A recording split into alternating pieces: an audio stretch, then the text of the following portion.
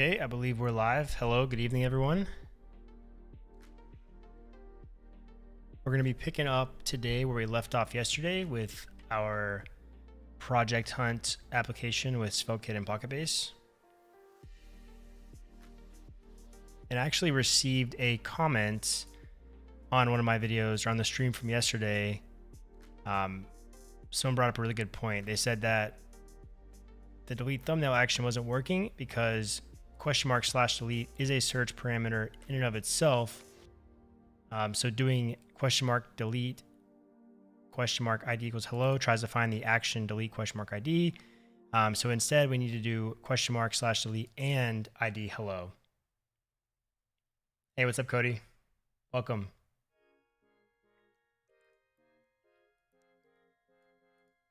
Welcome back to the stream. Thank you all for tuning in. Cookify, good to see you again. So what I think we're going to do is we're going to first fix this because right now we have an endpoint that's handling that for us. And if we can take care of it in actions, then why not? So let's see here. Let me know if the music's too loud or it's too low or...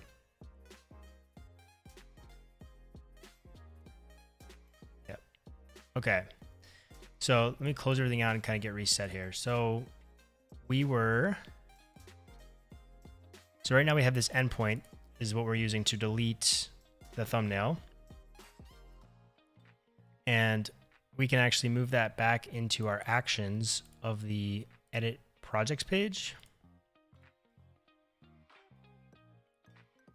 And then we'll get the search param that way. So let's just try this out and see if it works.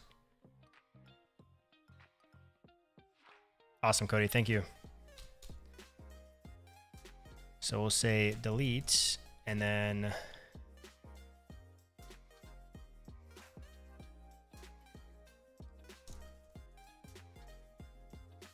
I guess we don't need request here. We can just take in locals and URL.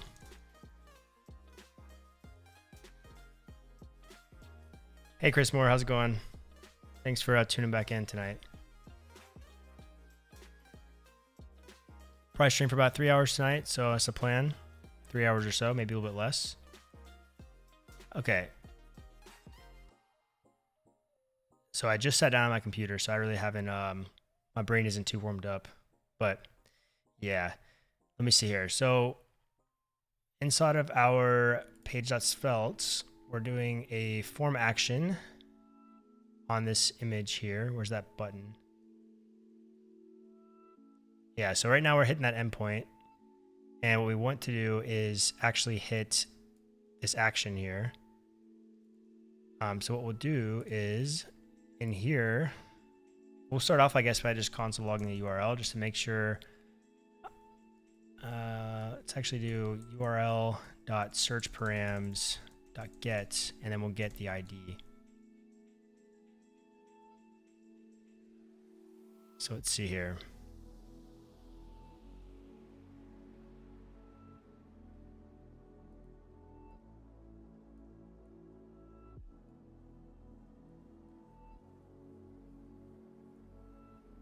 Sorry, I'm doing some restructuring my windows right now. I got to get everything set up so I can see the chat and everything. Okay. Page.svelte. Let's change this to !delete, and then we'll say, or !/delete, and ID equals, we'll just say hello for right now.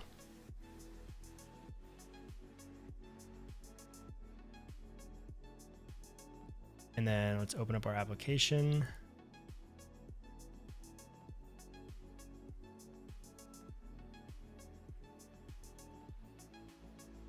Oh, one second. It seems like my mouse shortcut isn't working anymore. I use to flip back and forth between the two.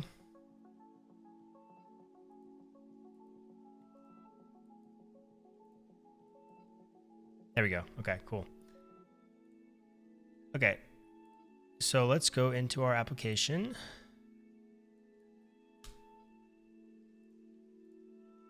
And we'll go to edit a project again.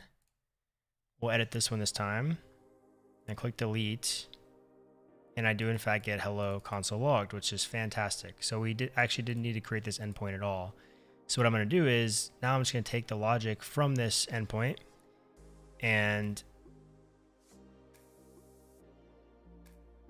yeah, I think this will be fine. I'll take that logic from this endpoint. Well, I guess,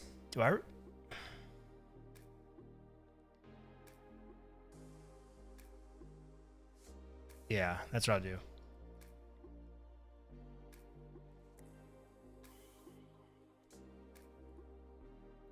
But in this case, though, this endpoint we can use for anything. So this one, we're just setting the thumbnail to empty. But what we can do is actually set it, we can pass anything that we want to delete there. So any ID of any image, we could set that up too once we have multiple images. But for now, we'll leave it at thumbnail. We're not actually going to get that from the project ID though.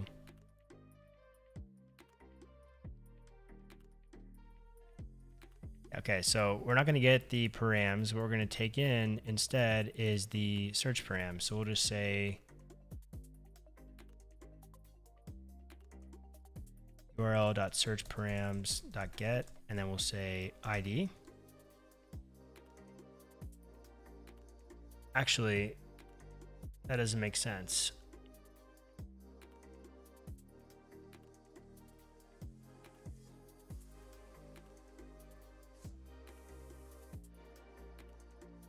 So I guess in this case, we can honestly just make this delete thumbnail. I'm trying to make this extensible and to use it with anything, but I guess we can just do ID, and then for now we'll just set yeah, it's going to complicate things quite a bit. For now, we'll just leave it at how it was in the server.js, where we'll just do params.project ID. And then later on, if we want to add a gallery, we can figure out how we're going to handle that piece. And we don't need to throw this redirect anymore. Instead, we can just return success.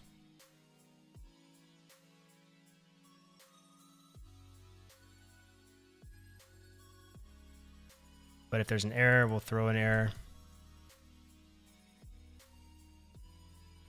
And that'll probably be error.status, error.message. I believe we're going to have access to error.status. And then I don't know if there's a message. Error.data.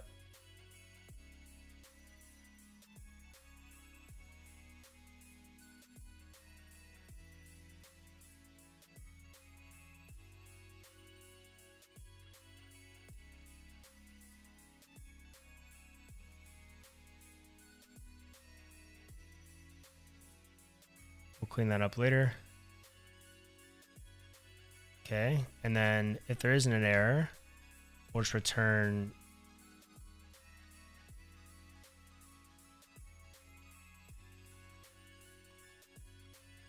success is true for now.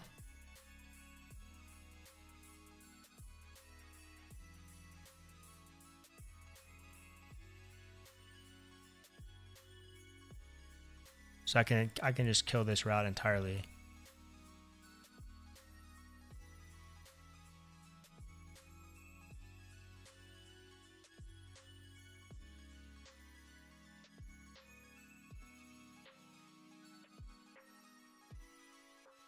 Okay, so we got that set up properly.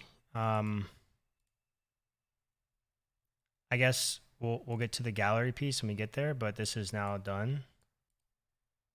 Update and delete projects. So that's what we were working on. We were having, I think we were getting some issues when updating the project. I think it was the actual thumbnail itself. Wait, so let's try to delete that. Okay, so that does in fact delete. And then if I look at these projects, I can see that none of them have thumbnails now. So if I choose a if I drop a thumbnail here,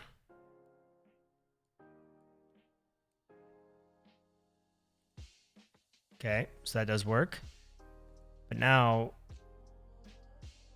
I think what was happening was yesterday, whenever we were editing, if we wanted to edit anything else, since technically right now the thumbnail doesn't exist, it will just delete it.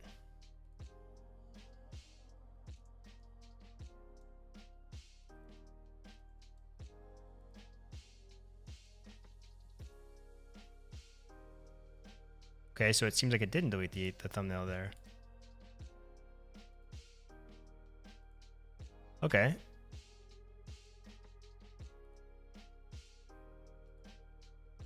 All right, so it seems to be working. I'm not sure what happened there or why I was giving us issues yesterday. I can't remember. If somebody else remembers and I'm forgetting something, let me know. But I think when I was looking at the API docs here for projects, under update, it looks like thumbnail, it's because it's I wonder if it's because it's optional. So I'm curious if they allow partial updates, right? Or if we have to literally pass in everything. They might have some information here on the docs. Let's see.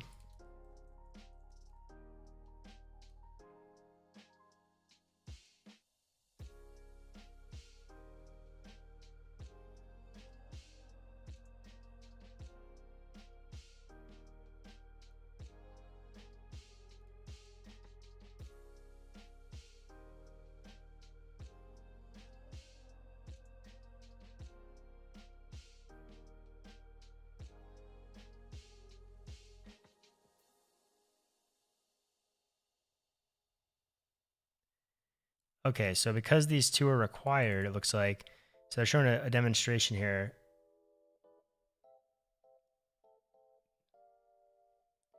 Yeah, that's what I thought too, Chris. And it seems like now it's fine. Wait, what just happened?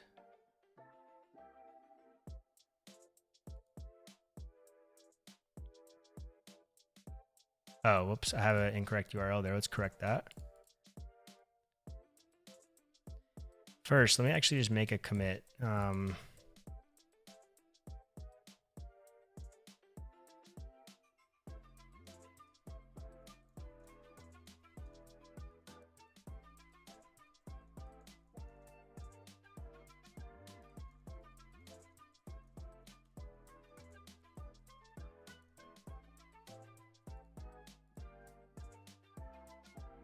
me try to be better about making more commits today, considering I had one massive commit yesterday. So not found projects, that's in the settings or my edit projects.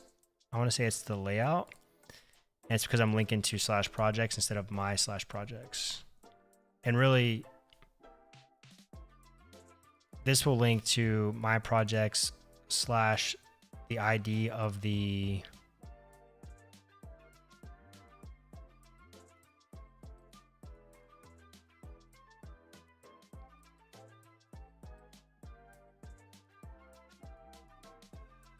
project. So this is going to be /projects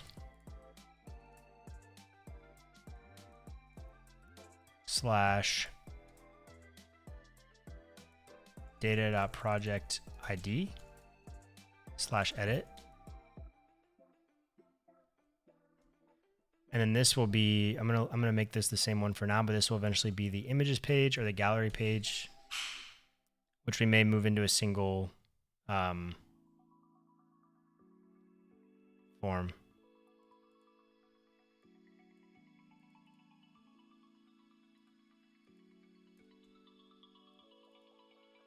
Okay, so this load function is getting the project.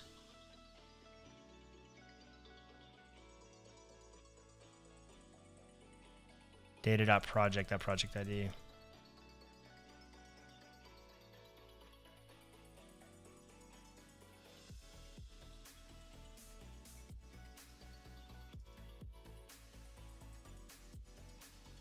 Why is that still undefined?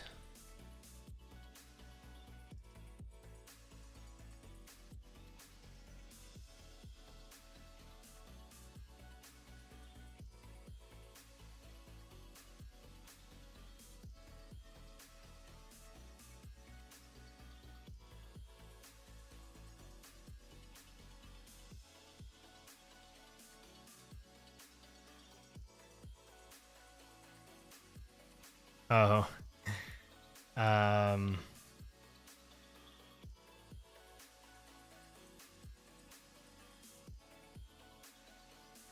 That's going to be an issue.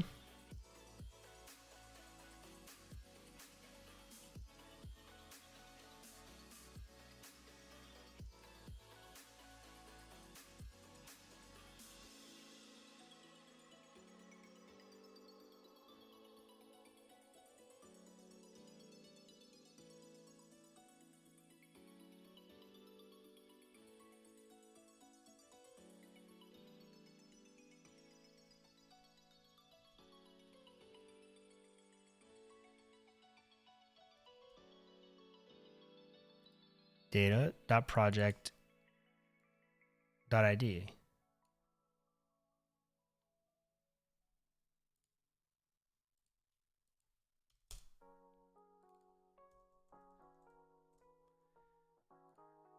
Okay, so this works fine here.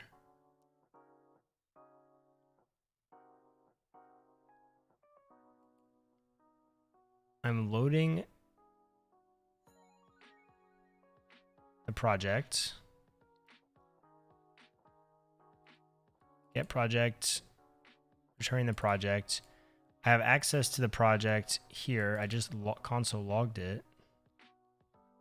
Oh, I don't know what I'm doing. Now it's working. Okay. Sorry about that. Okay, so we can update this just fine.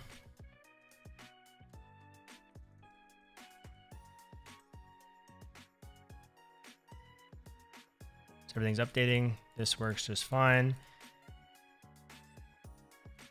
Do I want to dive into the gallery right now?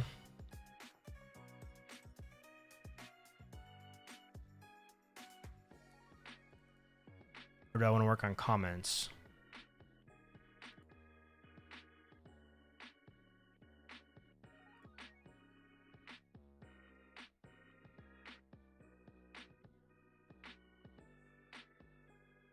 I think I'll do comments. Okay, so for comments, how are they doing it over here? Yeah, that's what I'm thinking too, Cody. I think gallery is more of a nice to have.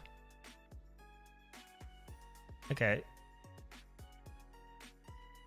So the time the comment was created, we're obviously gonna have access to that. Now comments also get votes too.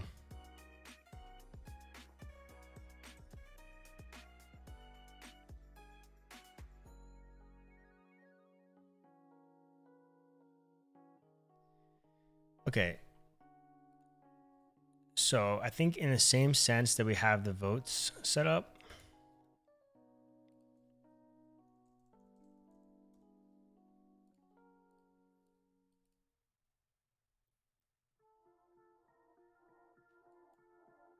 trying to, I guess, visualize how I want to set this up. I don't think I need to visualize it, to be honest. So let's just make a new collection. We'll call this comments. It's going to have a user. I guess it'll have text first, which will be the, I don't know if I want to call this comment or not. I guess I could call this content.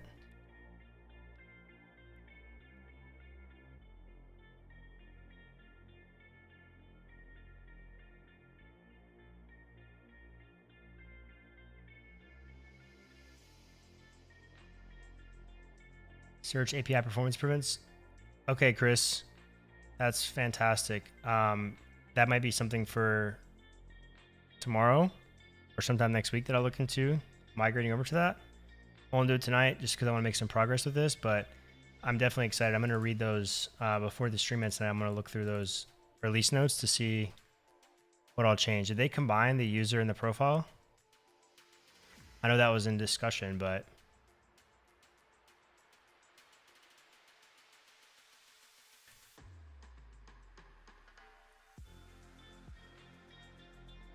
so we'll set the minimum content length or minimum length of the content of the comment. I'm debating on whether I want to call this comment or not.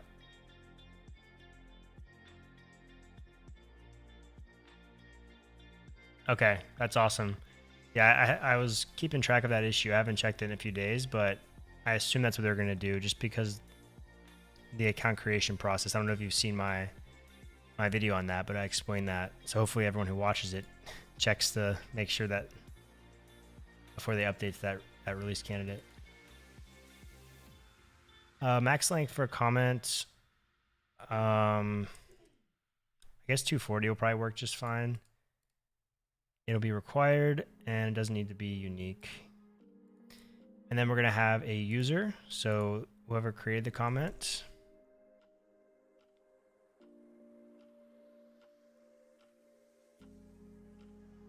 Awesome, Chris. Glad to hear that. Okay. And then let's see here. We're also going to need a relation to the project, right? Because comments are on the project. Now, something I'm going to have to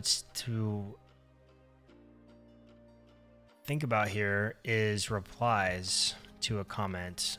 So I guess we'll start off with just comments and then we'll add the replies. So one project per comment. Delete record on relation delete. We do want to delete the comment when the project is deleted. That is required. And then this has votes. We could probably add another collection called like comments upvotes and then handle all that there.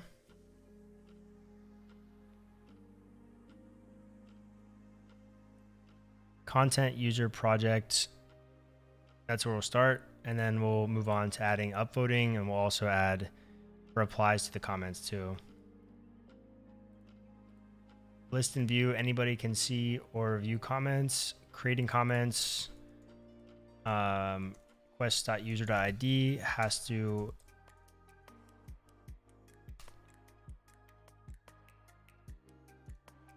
have to be a user, and we'll say, I'm pretty sure just adding request.user.id equals request.data.user. I think that would honestly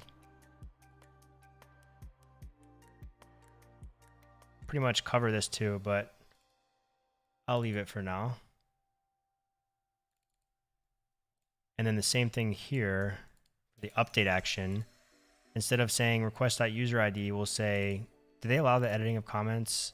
I actually have never commented on one of these, so I guess I don't know.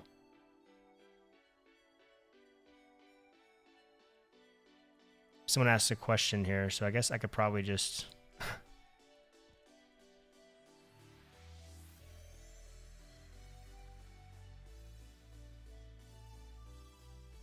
Okay, so I can edit, delete, and report. Reporting will be interesting. Maybe we'll get to that too. Let's add that to our ideas, which is the backlog.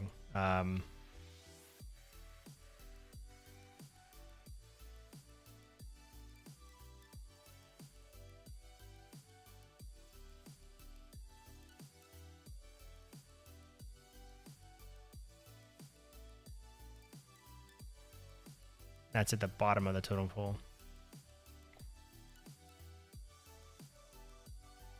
So updating a comment, we need the request.user.id to be equal to the user. So only the user who created the comment in this user field is the field, will be the user field of the record they're attempting to update. I wonder if project creators are able to delete comments on their projects. Does anybody know? Has anybody launched anything on PocketBase? Because on YouTube, obviously, I can delete a comment.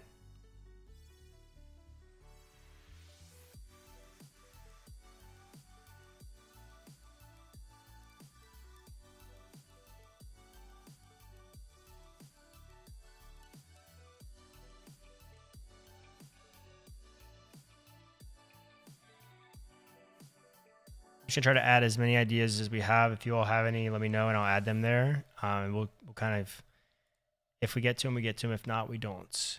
So, Okay, for now, we'll just leave it at just the creator of the comment can delete the comment. Actually, I really want to make it toward the actual project owner. Yeah, the question is, should the person who created the project be able to delete comments from other users? So like on YouTube, for example, I can delete a comment on one of my videos, or I can delete a message I have chat right now. Should the project owner be able to delete comments out of their project? Probably. Would kind of help. It's like a self-moderation. And then defer that moderation to the project owner rather than having to have like a team of people monitoring comment sections to make sure nobody's being inappropriate or...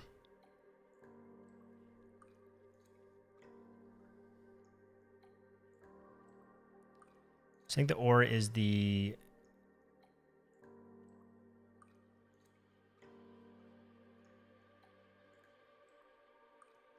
Yeah, Cody, that could be something that we could do actually. I'll add a note to that. Potentially...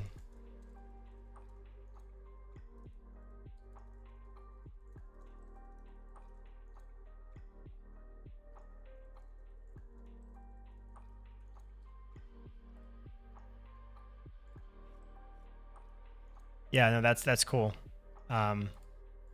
Pending a moderator review or something, yeah. Or the owner's, I guess the product owner's review. Or project owner, I keep saying project. Okay, so update, then we'll do an or. I think the or is just the...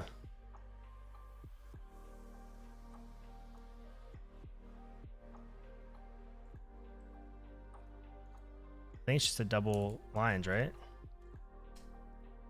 Yeah. Okay. Only allow registered users and return records that are either active or pending. So since I'm not chaining and ors, I don't think I need to use parentheses. Or the request, or the request. Interesting. I wonder if, in that case, then I wonder if here, if I need to, I don't know if their API rules support, like, can I check the projects? Because right now all we have is the project ID and the user ID of the commenter. We don't have access to the project owner's ID in this collection, at least right now.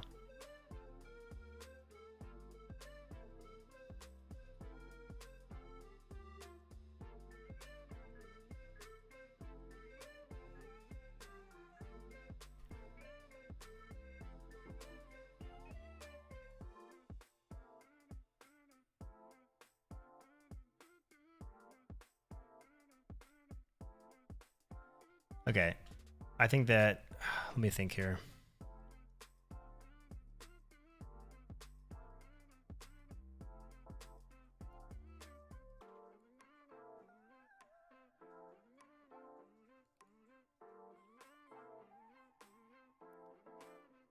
So collection filter fields, you could use them to target other collections that are not directly related to the current one.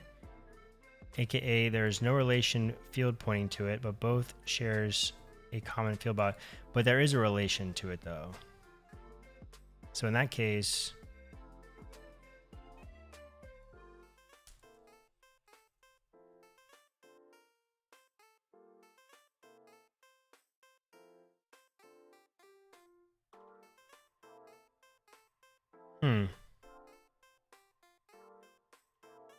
okay, wait, including nested relation fields too. I'm blind. Example, some relation.status. Okay, so we should be able to access that then. So then we can say, or the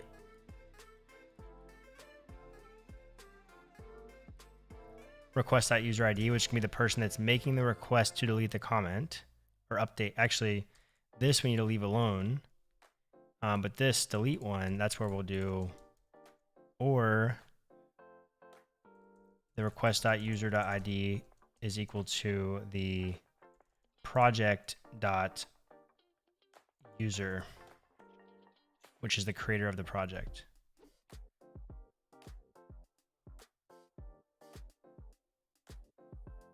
Yeah, I think that'll work.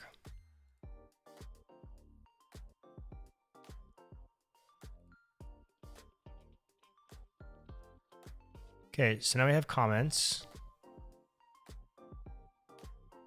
I think we can go ahead and implement them now, right? And I guess those will go on the actual project page itself. So it looks like if I click on one of these products here,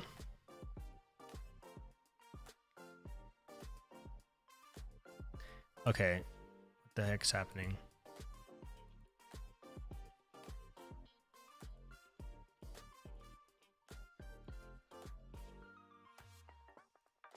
Okay, so it just shows like the profile picture. They actually have mentions as well. Maybe we get into that. I don't know. We'll see. Okay, so it's just a simple form. When they comment, it's going to add the comment. They're also doing, looks like, you know, only showing some of them here.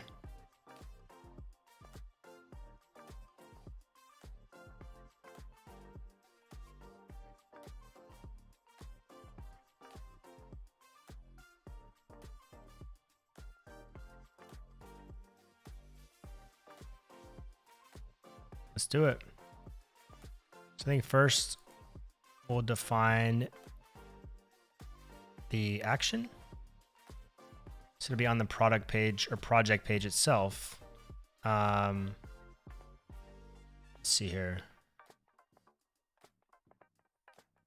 I guess it would go underneath the description. And we're running a flex call. So it'd go here. I just said I want to do the action first. So this would be comment. Create comment.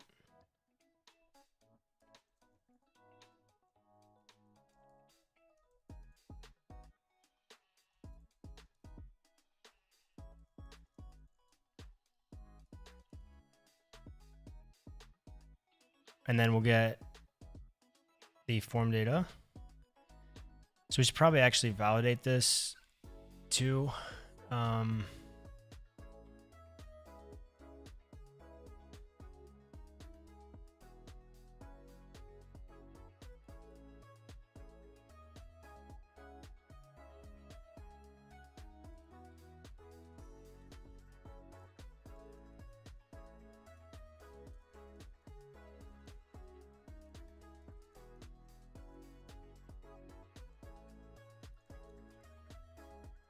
And it's just going to have one field for now, but we may expand it. So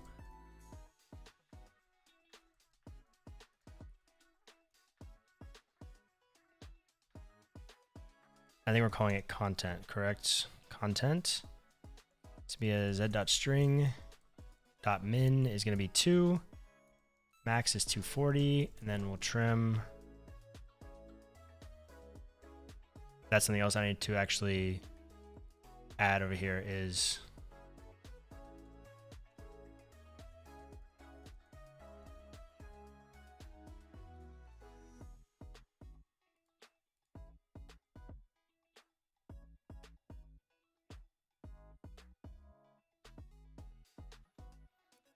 and then I think I can just now come here and say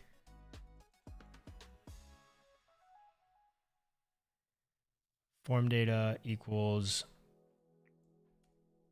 comment schema dot parse, and then pass in await request dot form data. And I actually need to put this in a try catch because it'll catch an error. And then I want to flatten the errors.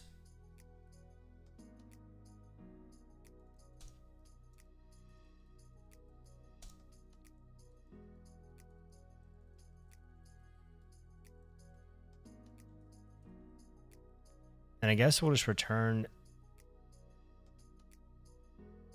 the data, the form data, and errors.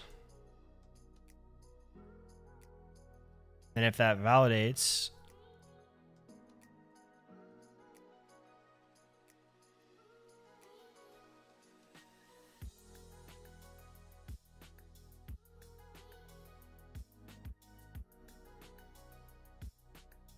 I'm not really sure. Is it, I guess, a better practice to chain try catch blocks, or is it a better practice to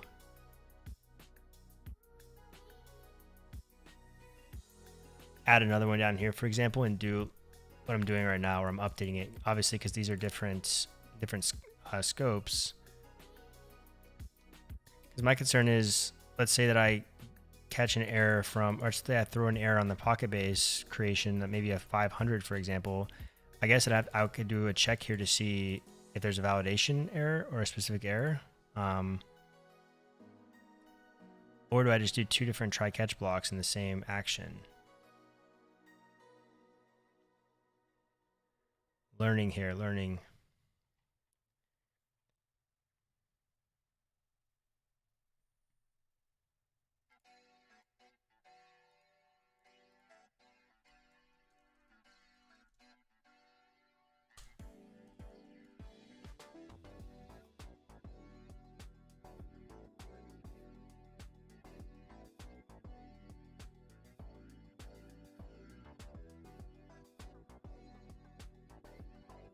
I guess I could just catch that error instead of throwing it. I guess I could just return.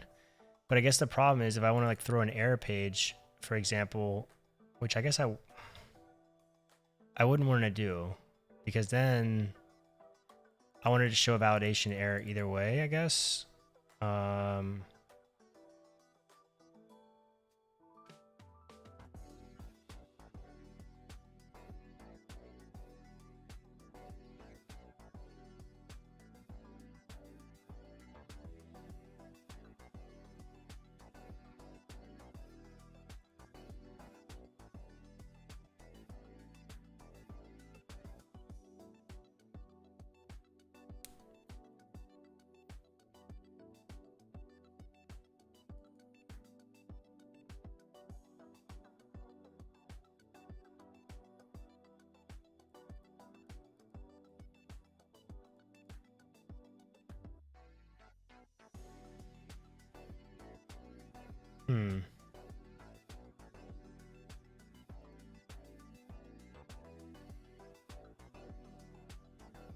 Anybody have input? When should you nest a try catch versus not nesting them? Is nesting if they are, I guess,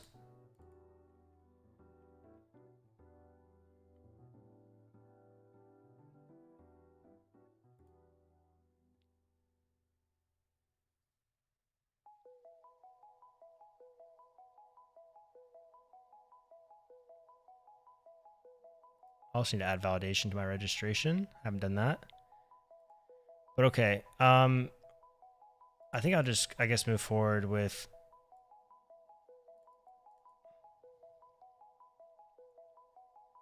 setting up another try catch. Yeah, I guess that's what I'll do.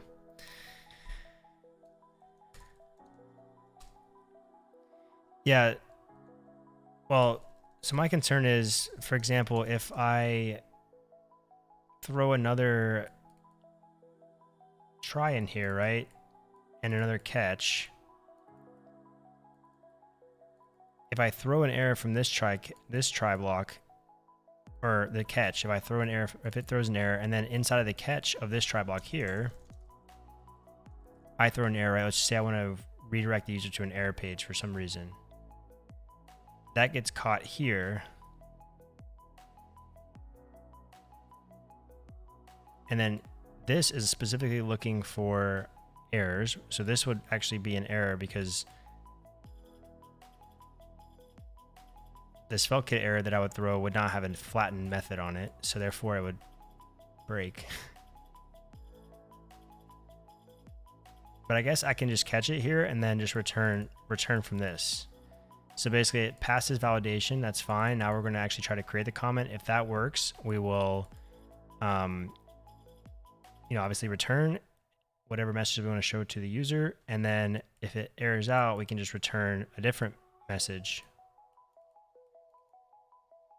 Like something that maybe that a toast would handle.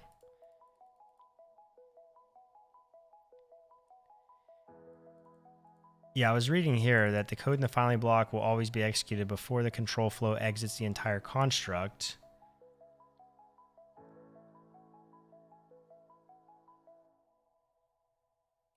I guess I could also just check the instance of the error.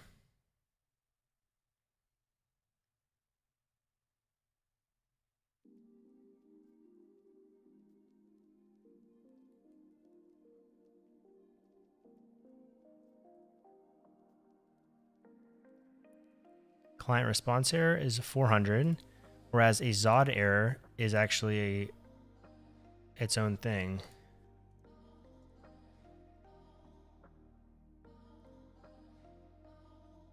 ZOD error.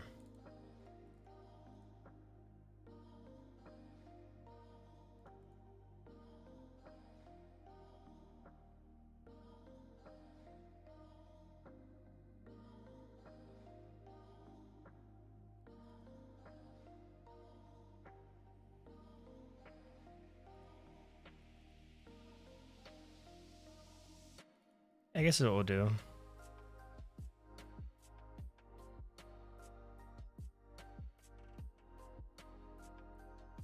So finally would come into play, like in a situation like this, I wanted to do something at the end. I guess I do want to return the errors. I could potentially just append errors to something inside of the, outside of the block. So if it does hit multiple errors, it will in fact show, hey, you not only failed, but if it fails validation, it should stop there. It shouldn't even move forward at all. So I think I'll just try multiple here and then just check the instance type.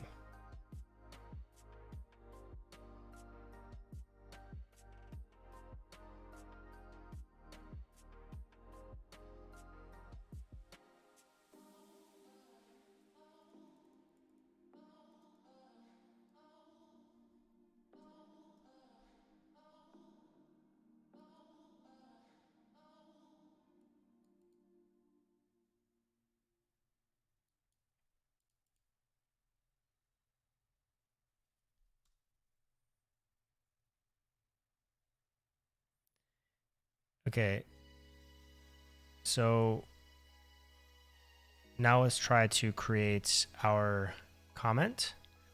So we'll say,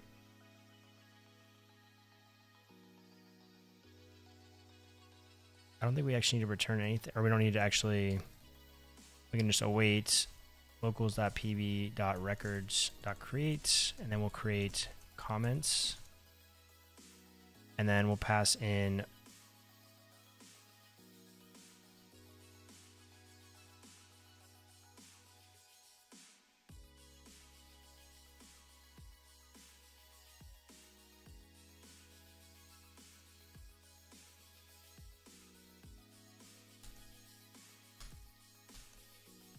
I think I actually set this here.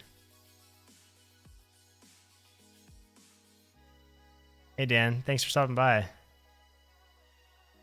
Yeah, Svelte's awesome. It's awesome. I know that you know HTML, so again, a lot of it's obviously JavaScript for the backend piece of it, but as far as from a front end perspective, I mean, you can see that it's a lot of HTML compared to, you know, other frameworks out there. It's pretty close to core web development using a lot of web APIs like forms.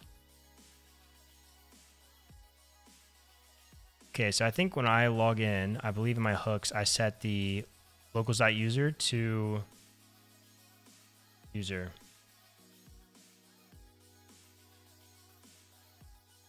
Chris, so I've used React. I've tried pretty much everything. When I got started, I started with Python. But for web development, just vanilla JavaScript. And then I went into like React because I realized at the time I was always told to learn vanilla JavaScript first, which I think is great. But then when you go try something like React and you're like, wow, this just did all these things for me that I don't have to do manually anymore. But there's a lot to React that can be really confusing. especially all the use hooks. Takes time. Next.js is cool too. I use Next.js. I've also tried Vue. I think Vue is cool. I think I was just too far in the weeds of React to be able to disconnect from that. One thing I haven't tried though is Angular. But I've heard it's great for production and full teams, but for a small personal project, I don't know. Hey Richard, how's it going? Welcome to the stream. Thanks for stopping by. Okay, so I'm creating a comment and I added the locals.user.id to the form data because our comments are expecting a user.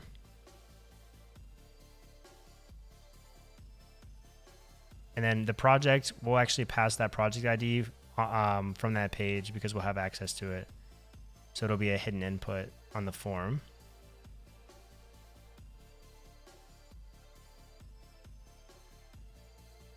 .NET Stack, wow. Yeah, I haven't touched .NET. I did build a web browser with Visual Basic when I was, I don't know, 10, 11. And I pretty much just copied a bunch of lines of code I saw on a YouTube video and made my web browser. It was pretty cool.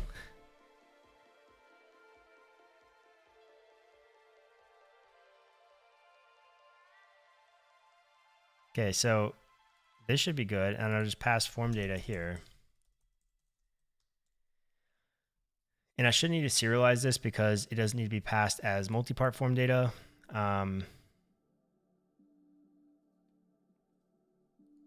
So I think that should be good. And let me see if I can import Zod error. I can, and then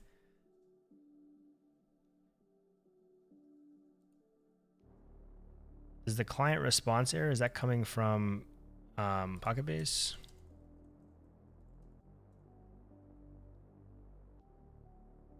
I'm assuming so. Yeah. Okay, so then we'll just check here in the, let's see here. We'll check in the error. We'll check to see if error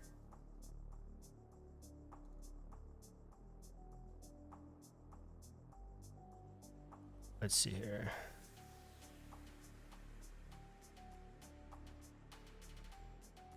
Yeah, Dan, I was telling the stream last night that live streaming this is one of the more challenging things I've had to do. Feels like there's a lot of pressure.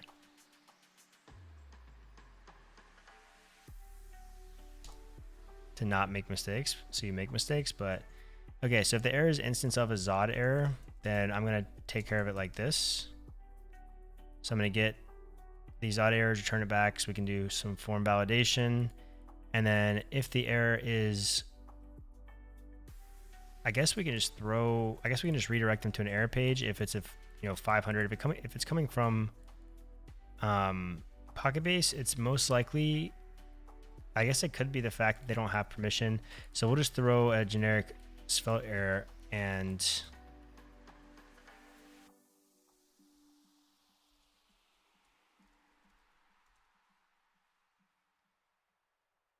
yeah, Chris, that's, and when you watch, if you actually watch anybody's stream, they do that all the time. You'll definitely see that. That's how you learn. No one can memorize everything. I don't believe it. I know that there's a lot of things that you should know and that you can, especially if it's something you've been using forever, you probably should know at least, your way around it. But there's some things like, if you've never done it, how do you know? So if it's a client response error, we're just going to throw an error from Svelte, and it will be error dot, let's see what that looks like. Thank you, Richard. Appreciate that. Yeah, I'm becoming more comfortable each stream. The first time I was really nerve-wracking to hit go live, but so far it's been great. Everyone's been supportive, so.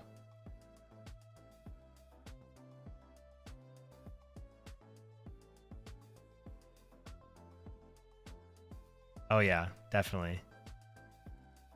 I also feel more productive though. When I'm streaming, I feel like I have to be making progress. I can't just, go down a YouTube rabbit hole. So it's actually a benefit to me too. Thanks, Dan. Appreciate that.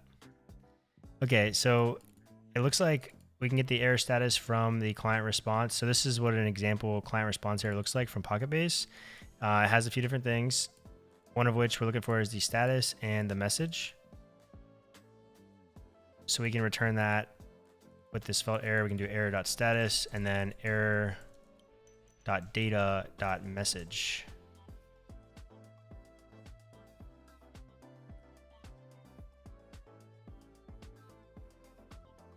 So then this would just redirect the user. And then if all works, we'll just return success is true, which I plan on doing something probably with some toasts or something in the future to signal that the user's comment was added.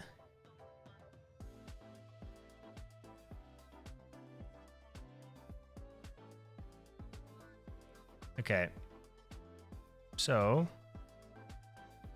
we have the create comment action set up. Now let's actually set up the create comment form, and we're just going to use a Daisy UI component. I don't know if they have anything like that, but I guess it would just be a text input for now, and then we can style it up later. So ProductHunt, and for those who are just tuning in, we're building something similar to this. This is obviously finished products. We're doing in progress projects, for example. So it'd be more of like a dev to dev community. So you could receive feedback on your code base or on whatever. Just something to build here. They have a lot of little interesting things that I think will be fun to try to implement. Okay, so this basically just has a profile picture and then just asks them what they think, and then they have a button to actually comment, which is the form submission.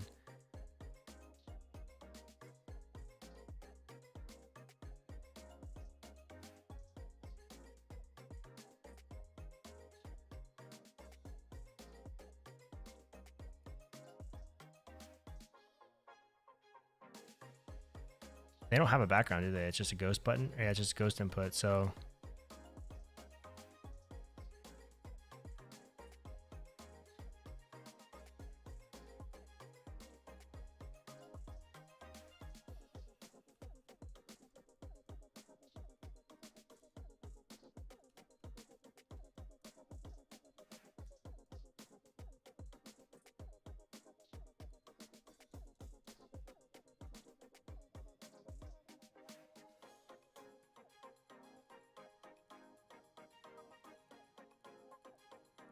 one thing I did notice is that our page is much wider. It looks like they have theirs at probably like a medium max width. So I feel like we have a lot of awkward space, but we can clean that up later. So what do you think? And then it also has the avatar.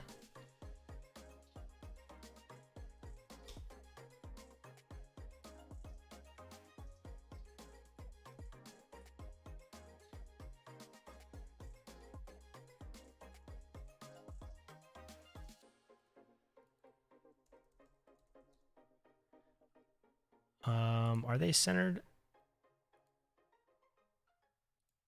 Oh, I guess it starts. Yeah, I think. Yeah, we'll keep it simple for now. I don't want. I'll spend 10 hours going back and forth with styles, so I'm just gonna make ours look like this for the time being. So profile picture. What do you think? Input, which seems like it goes pretty far. And then the submit button on the right. So that'll be pretty easy to implement. So we have an avatar, we have the input, and then we need a button. And I need to wrap this in a form.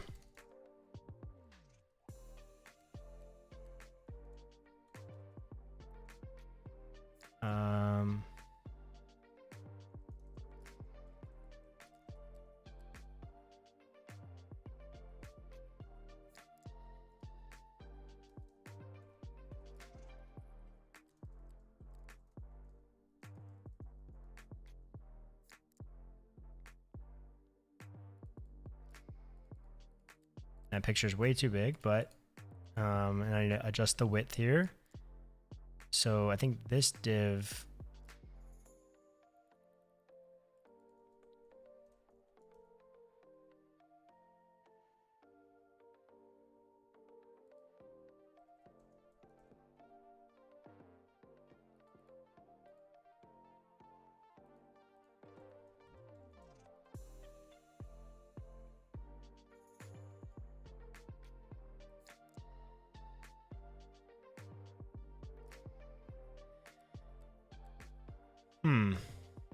I guess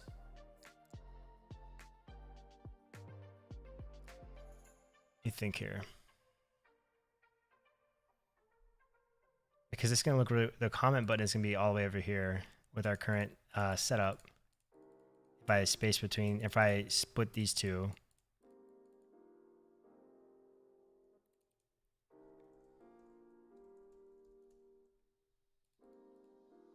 I'm missing.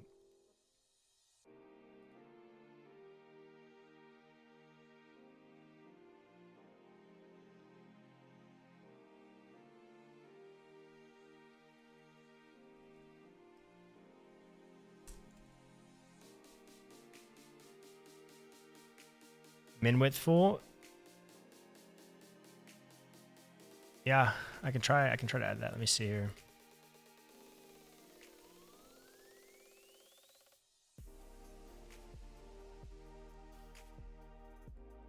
Yeah, it's still not spacing. I think I'm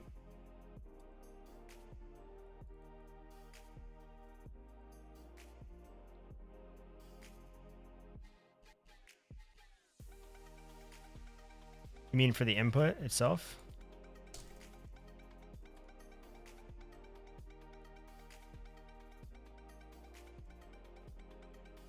Okay, so this is certainly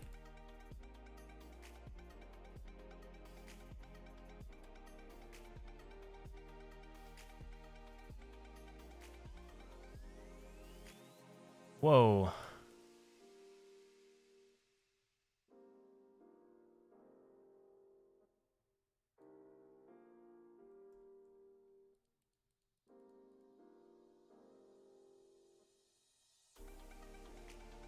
Oh, I need to, let me see here.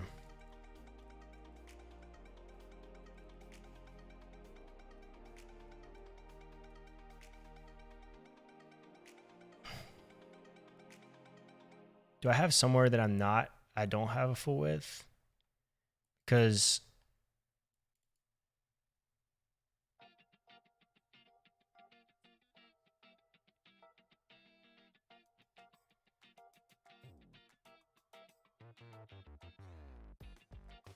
justify between.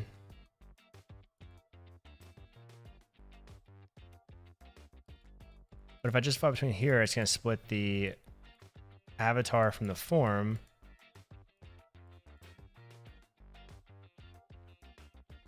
Oh, I do, right? Because I copied it over. That's why. Good catch. What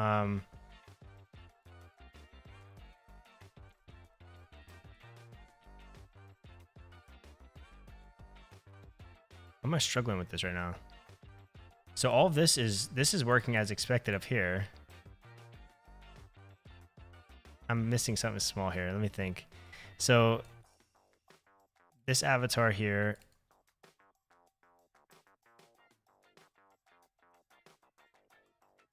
do I have max width super small on something else too? Width is full.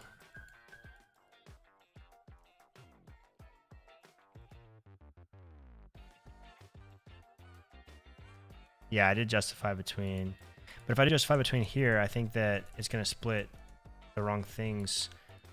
Why is this not going to full width? Oh, I know why. So it's all at flex start. So this comment button is at the beginning of this. So we're tripping here. So I guess I could center these in the overall flex box. Yeah, I just have to change this comment to flex end and it will be fine. Or place self end and it would go all the way over there. but I don't think I want it to. I don't want to have it all the way across the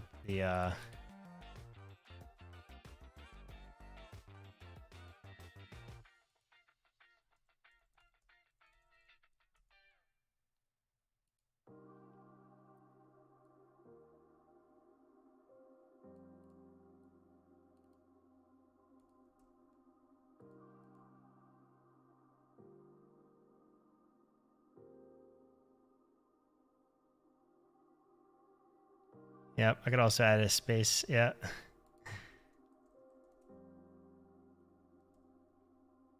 Yeah, that creates a little more space there. And then these, same thing for this as well.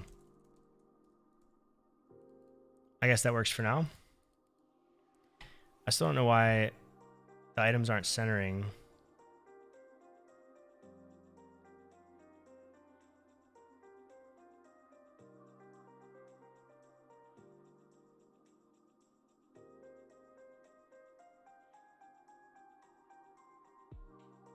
Oh. No?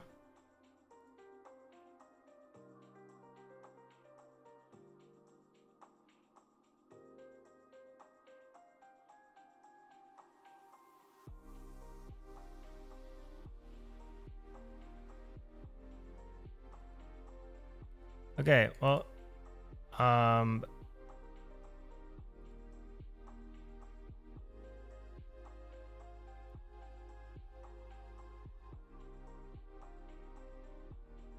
let me think.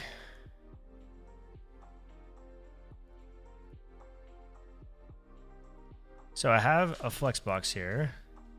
I can't believe I'm struggling with this right now. I have a flex box right here. It's full width. Let me just take everything out and let me think about this. I know, right? My downfall. That's why I like to use component libraries. On top of that, I don't have the greatest eye for design, so might also have something to do with it. Okay, so let's make everything full width. And okay, so now this div is probably just the size of these three, whatever the max is, but it's because I think it's because we made all these full width, it is giving us a hard time.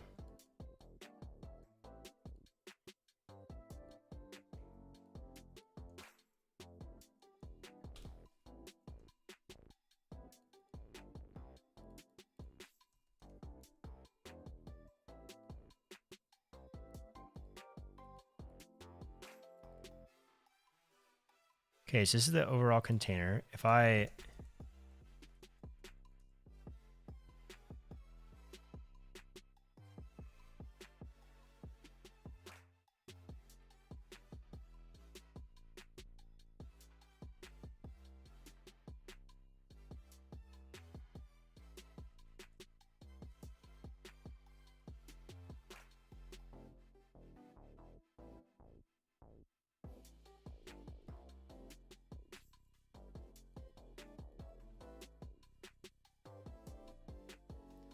Okay, we're moving on.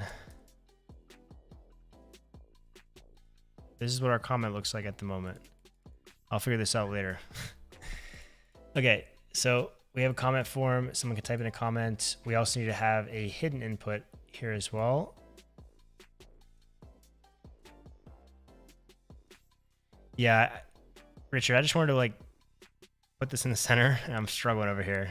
I'm struggling to center a div. So put grow on the input.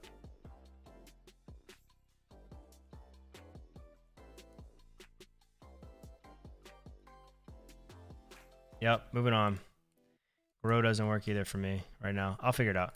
Okay, so we have a hidden input. The value is going to be equal to the data.project.id, and then the name is going to be, I think in our form or in our collection, we have it called projects, which I think we just passed it the ID of the project. So it can just be project.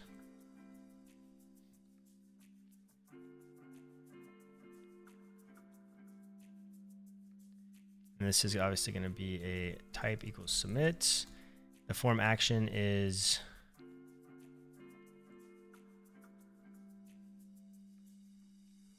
create comments.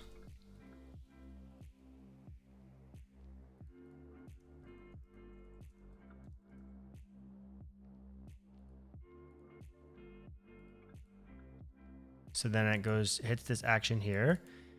We get the user, we add the user to this form data object. This is not actually form data. It's just an object that we're calling form data.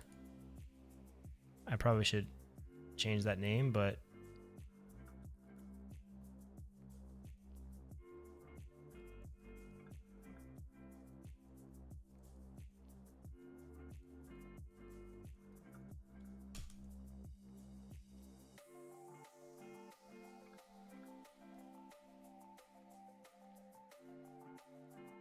okay, and then I also need to give my comment input a name. So that is going to be comment, or content is what it's called in our collection. And then I could obviously pass the value here, which is going to return as a form.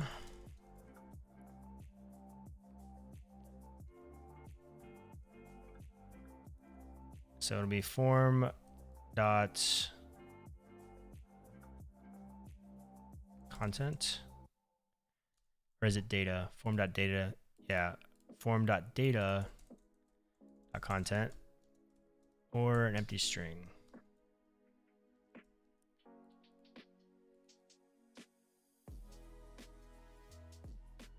Okay, it's all looking good so far, I think. So I guess we can just take a shot at this. Failed to create record. Should probably console log my errors, right?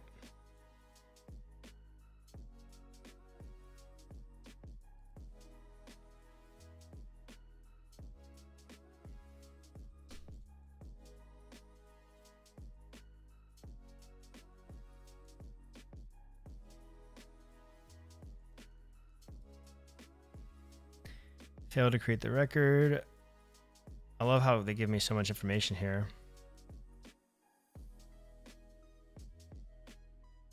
Comments, record, locals PB records, create comments. I'm passing a comments object. 400, I'm assuming that's a validation error. So I'm missing something here.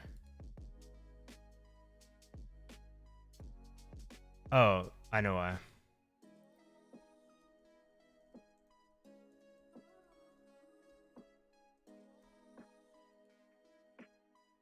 Now this should work because it was stripping out the.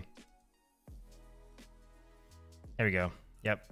Zod was stripping out the project field or input that we were passing through. So let's check our PocketBase collection. And now we have a comment test working. It's mapped to a specific project.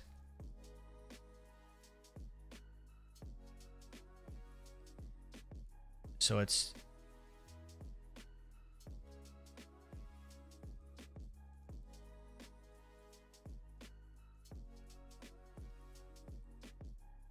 Now let's go ahead and I guess display the comments on the page with that project. So now instead of just getting the project, and this might be a good time for me to actually abstract some of this away because I'm repeating myself so much. I don't mind to an extent, but man, we're doing the same things over and over again for multiple pages.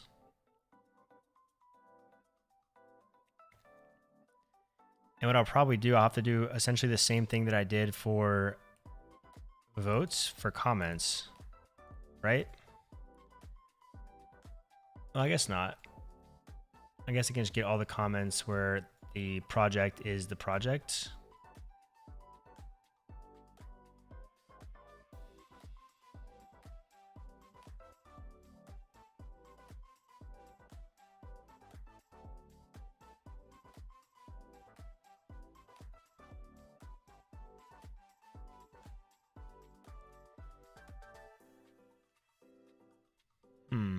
And we can actually probably optimize this too, because technically we have access to the project ID here in our params, so we could run these, you know, at the same time. Because I think right now we're waterfalling these because we're running multiple awaits, and they could all run at the same time because we're really not dependent upon this to get the votes. But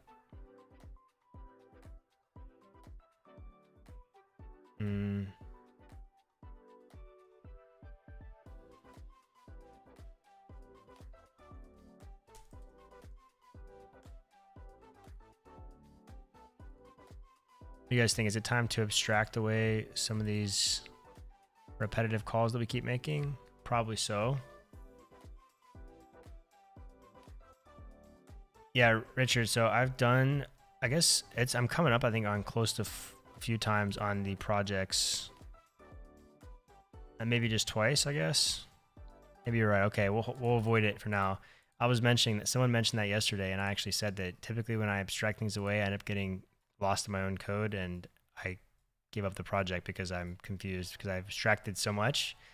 So I guess we'll leave it for now. That'll maybe be next task. So back to the project ID. So I guess now we can get the comments.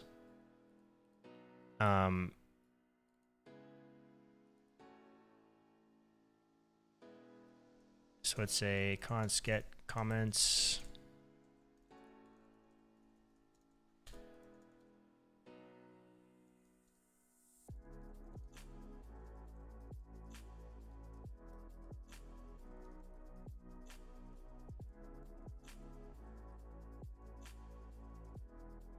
I think with a get full list, I actually don't need to pass anything here, or except for obviously the collection and the filter. Comments, and then I can say filter where the project is equal to the project ID.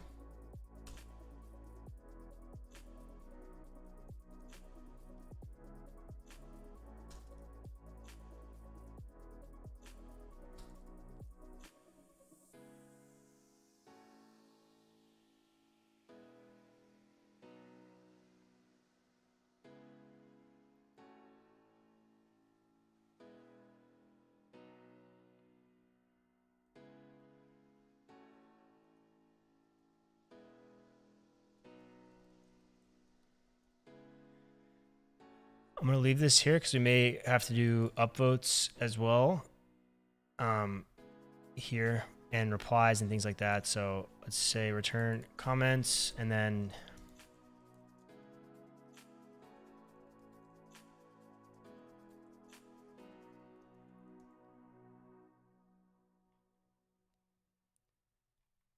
invalid filter parameters.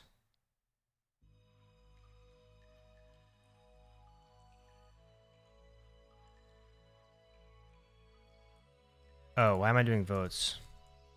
Wait.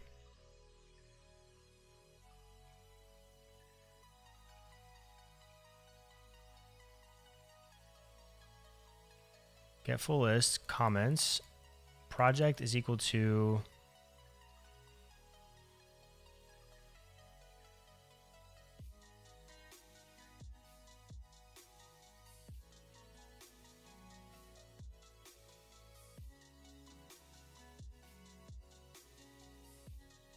how's that invalid? Project is equal to the project ID, which in this case is params.project ID.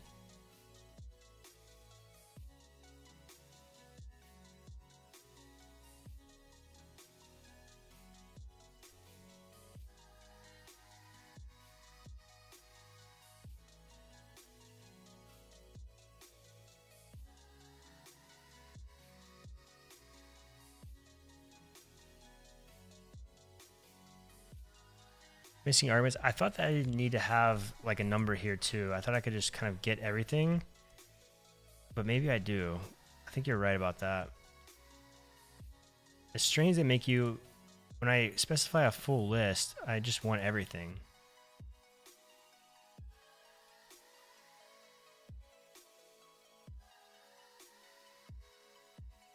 So here, like in the list, the get full list, they do in fact show, you can also fetch all records at once via get full list. And they show the 200, which is a batch size. But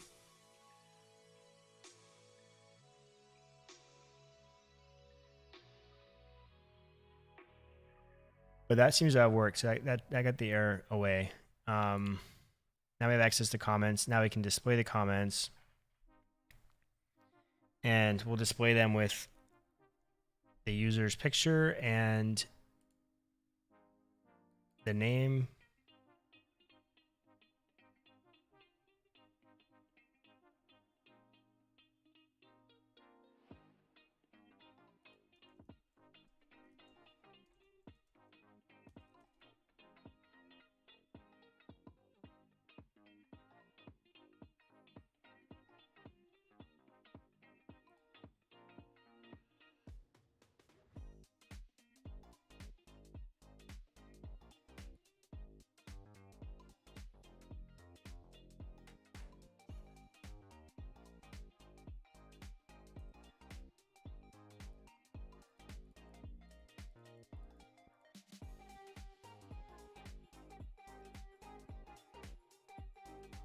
This is really bothering me. This is not centered, but I'm trying to ignore it. Okay, so underneath we'll have the comments listed. It'll pretty much look like this, but instead of the comment box, it'll just have their comment and their name. Avatar, name, comment.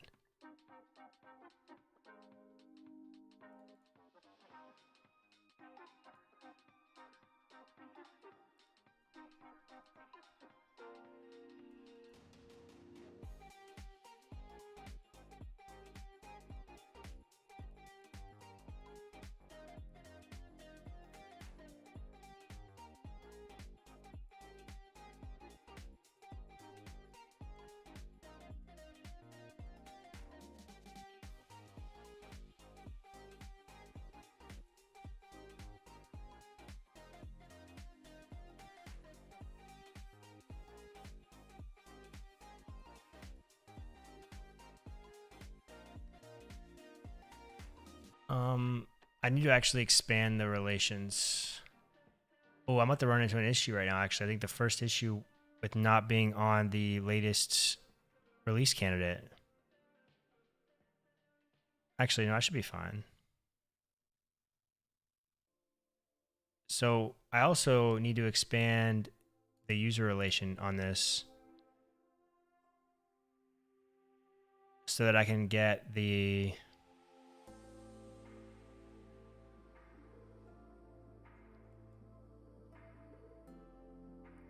so I can get the user's name, their avatar URL if they have one, and all of that.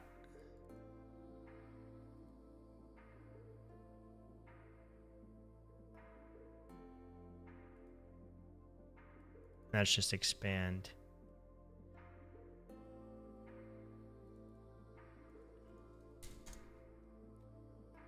I don't need to expand the project because we already have that on the page. So we can just expand user.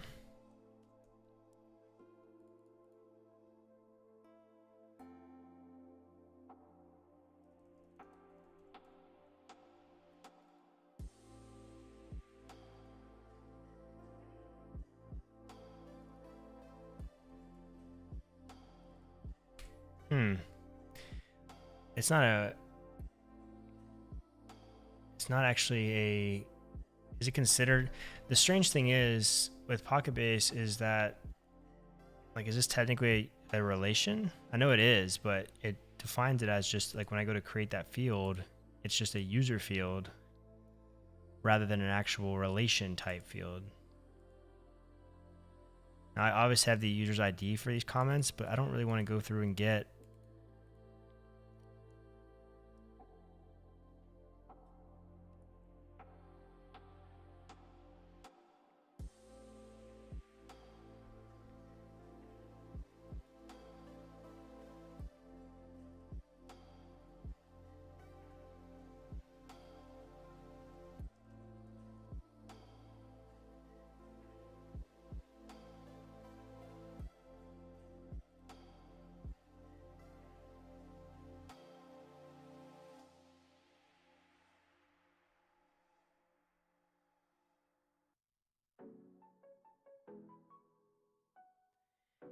You have to add the ID to the parent too to expand it, right?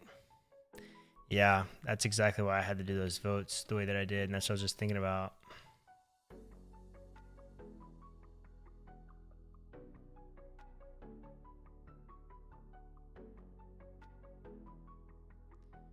So I guess you have to do this the same way that we did the votes, because this again is transaction table or junction table or join table.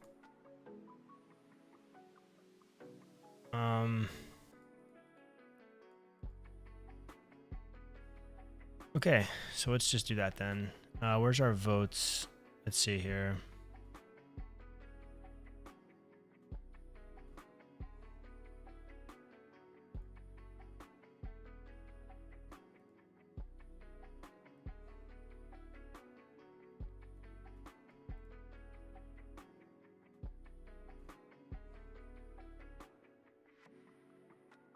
Yeah, thankfully they're removing those @ signs. Thank you so much, Michaela. I appreciate that. That's my sister supporting the stream. Thanks for stopping by. Okay, so I've taken everything from the vote list and putting it into the comments because, or I'm sorry. Yeah, I'm taking everything from the original projects, get projects method here. And I'm going to put that into our comments because we're going to have to do the same thing. These filters here and maps.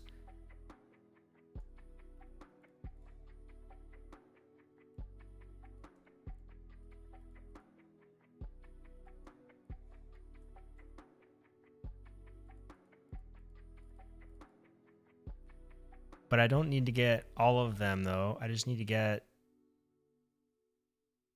let me think here. Yeah, I guess I will. I'll have to do a comments ID filter then here essentially, right? Yep.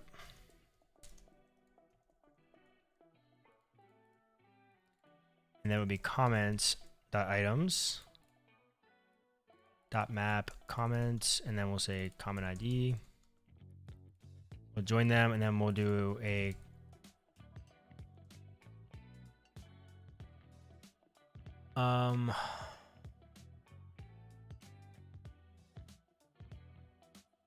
wait a second. I think I'm confusing myself right now.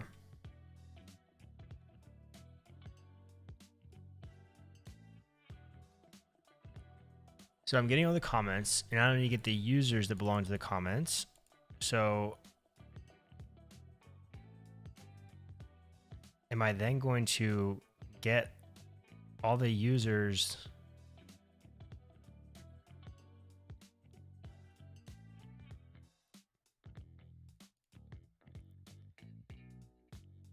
I guess I can get all the users with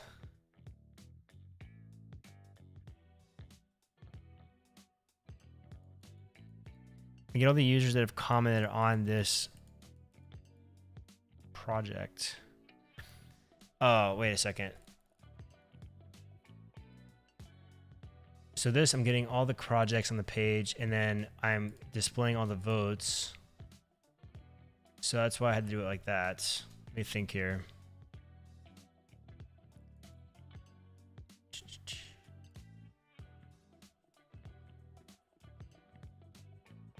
Okay, so this gives me all the comments. Now I need the users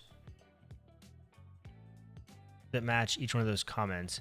But what I don't want to do is I don't want to build a separate query for every single one. I don't want to make a separate API call for every single one of those. It would be pretty easy to do that, but I don't want to do that. So then what I want to do is I want to get all the users, I think, that commented on this project. But that would be, okay. So in reality, this would actually be a user ID filter then, I think.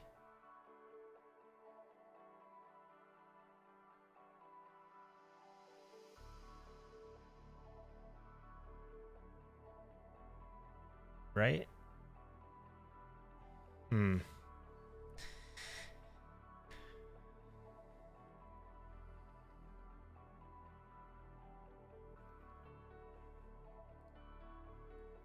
Okay, I have all the comments.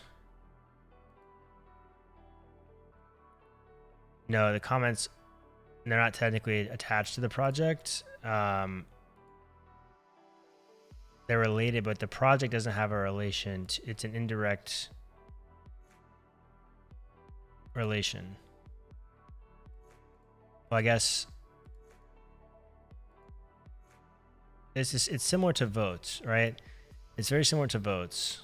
It's its own table, it has a relation to project, but PocketBase doesn't have a way right now to like expand indirect relations. That's something they're working on, but you have to kind of do it manually like I did in this.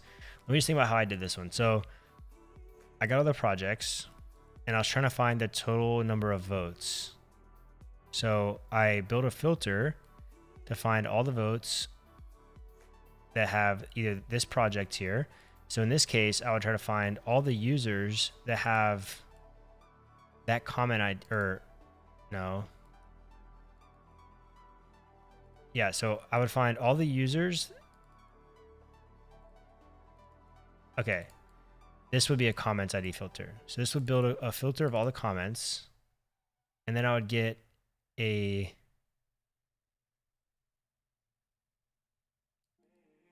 no, I'm getting confused here.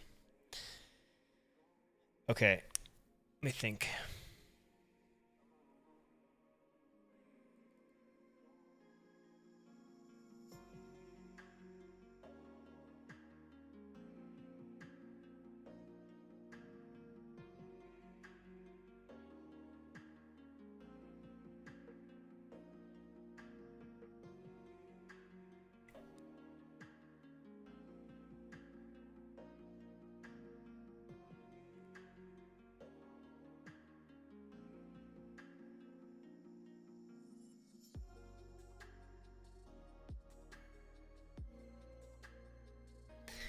Okay. I think I think what we're trying to do is I want to get all the users that have commented on this, and then I'm going to go through each one of those users, and if they're or each one of those comments, and if their comment.user matches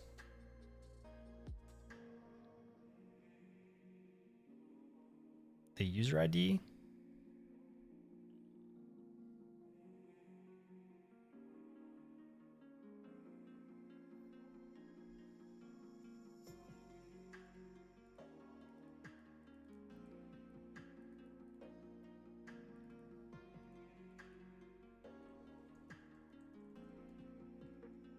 Let's just try and see what happens.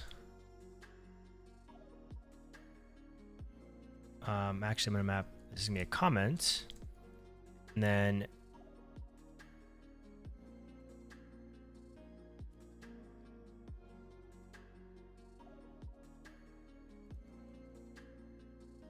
it's me ID equals comment.user. So then I'll have essentially a filter of all the users that have made a comment on this.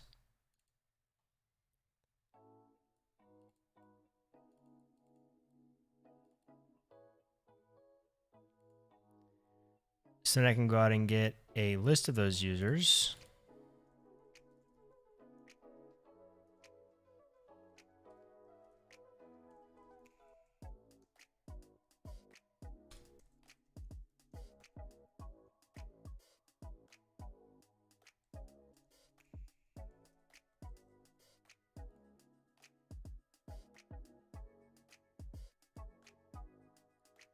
Which one did I comment on? I'm getting error.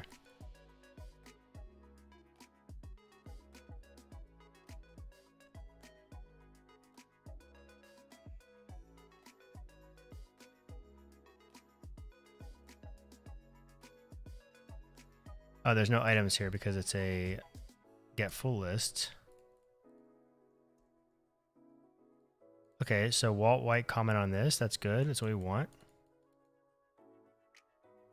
Okay, I think we're getting closer, everybody.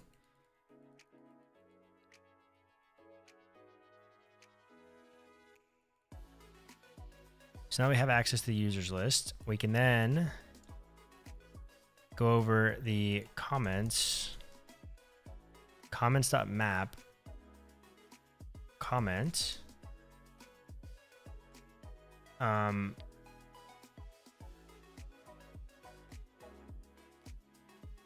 then it'll be comment.user or .users. In this case, it'd be a single comment though. So comment dot. Problem right now is that now I'm gonna have a duplicate field.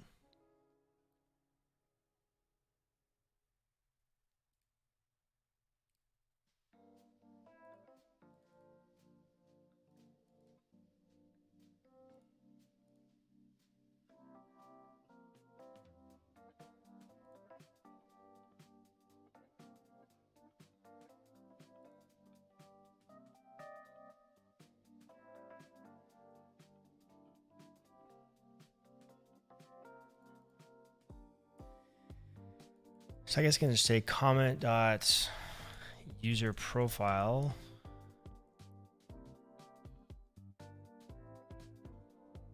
Because comment dot user contains the ID. I could obviously, I guess, expand on that, but I'd like to leave that alone if possible. Well, I guess I'll have access to that here though. I have access to the ID here as well. But that's the profile ID and not the user ID.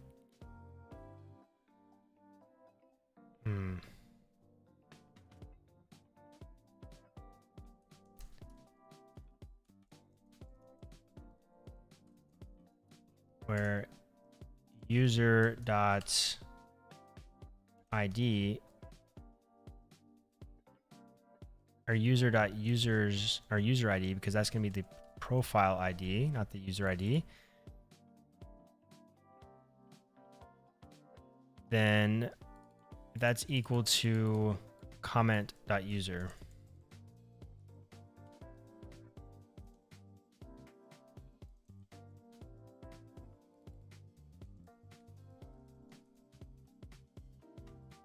Okay, that did not work. Okay, let me take a quick break here for a second, and then we'll be back and I will figure this thing out. Be right back, 5 minutes.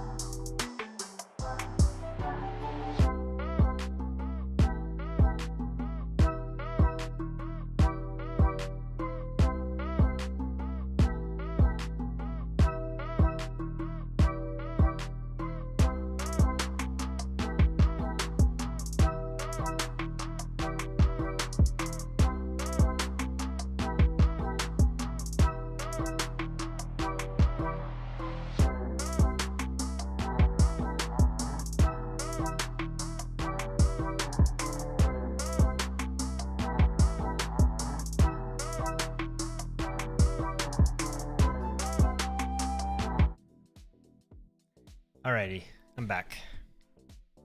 So let's figure this out. So one thing I'm thinking is that I don't believe that we can actually even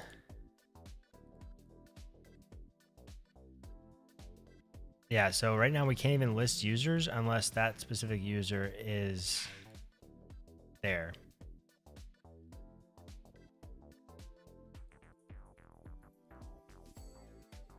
That's bad.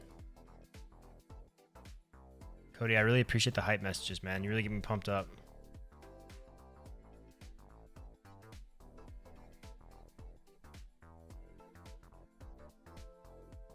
Make me feel like some type of EDM DJ or something.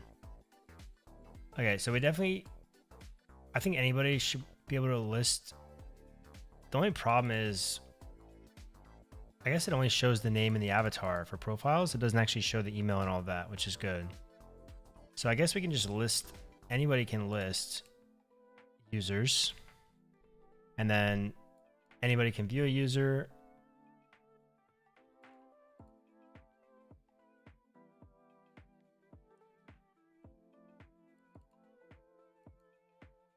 Okay, let's see how this looks now. Hey Cody, I'm the same way. I watch a couple other people stream as well. I don't know if you guys are familiar with Anson, the developer. He's a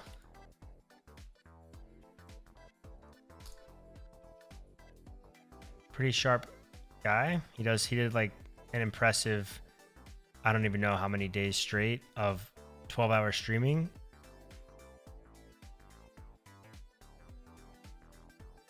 On the comment button, remove the width full from it.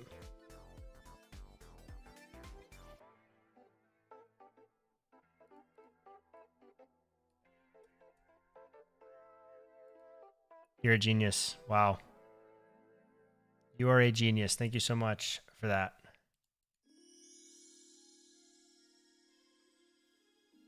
Yeah, I didn't know if I wanted to add music or not, but I also didn't like the weird, I did a couple of test runs. I didn't like the weird silence if I wasn't speaking when I'm thinking that's there. It sounded weird, so I gotta have something on in the background. Okay. So thank you so much for that. Looking into that center div.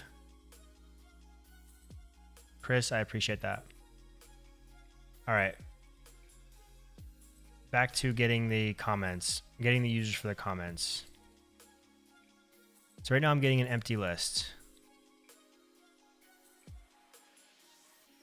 So do I have anything in users list? Let's just check users list first.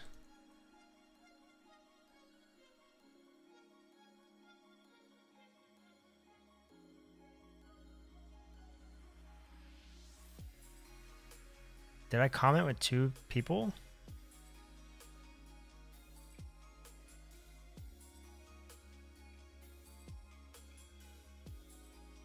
So this is wrong here. So something's up. Because I'm getting both users back, meaning that my user ID field. Oh.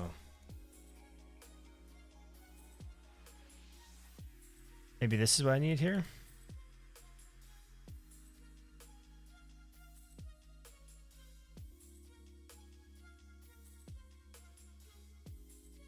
I'm still getting every user. Okay, so every comment will have its own user.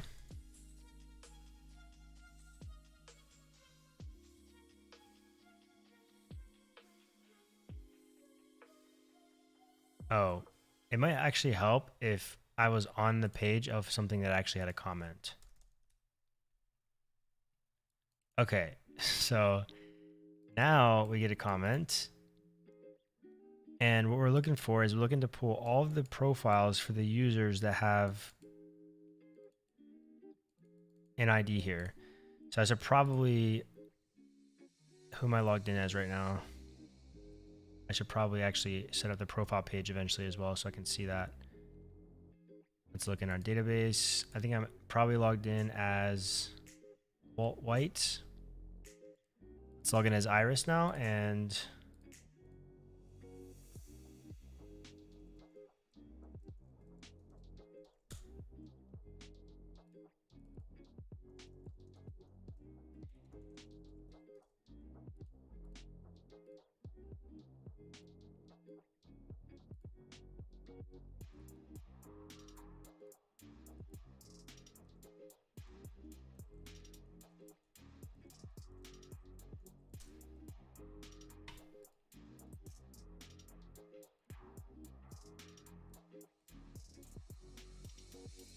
Okay, so now I have two comments on this page, and I'm getting 2 comments here.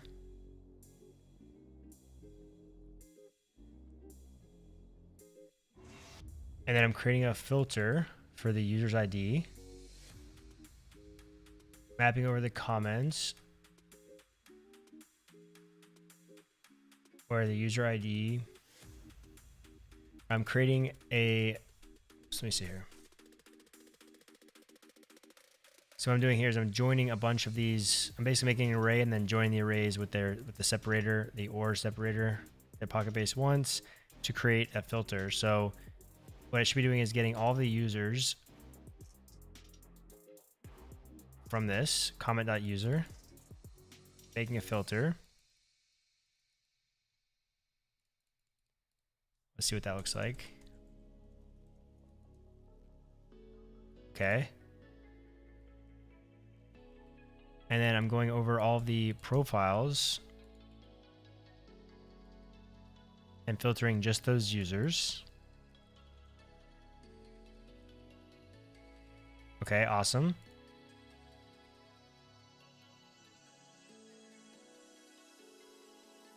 And then for each one of these comments, comment.user profile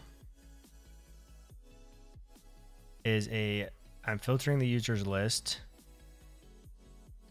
where the user.user ID is equal to the comment.user, the current comment.user. Now it's working. It's probably because the entire time I was on a page that didn't have comments. I don't know what I was thinking, but that headache probably could have been avoided. So now we're actually getting back what we want.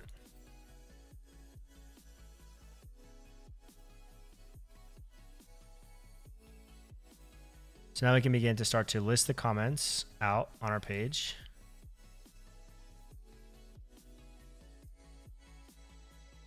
And I'm going to do an avatar, which I have somewhere.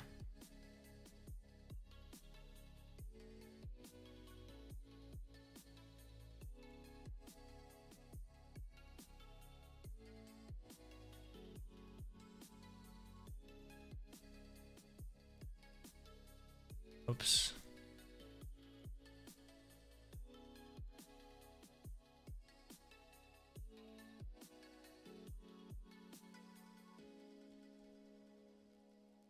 Okay. So now I have the picture here. Let me definitely add some additional margin there. Again, I just want to display it. I can fix up the styles later. So now that I have access to data.comments, I probably should sort that. Did I already sort it? How is it being sorted here? Probably latest. So that looks like the maker, whoever created it goes first. 15 hours, 9 hours. It seems a bit random. Maybe when the last time the activity was made, like maybe this was upvoted, so it moved up. Let me upvote one of these. So this was the 4th from the bottom. Yeah, okay, so this got moved up. But it still didn't. I'm not sure how they're doing it. We'll sort it from.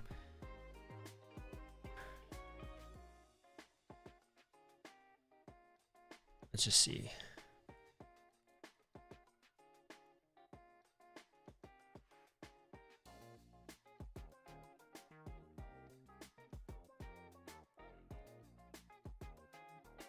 So we'll actually set up.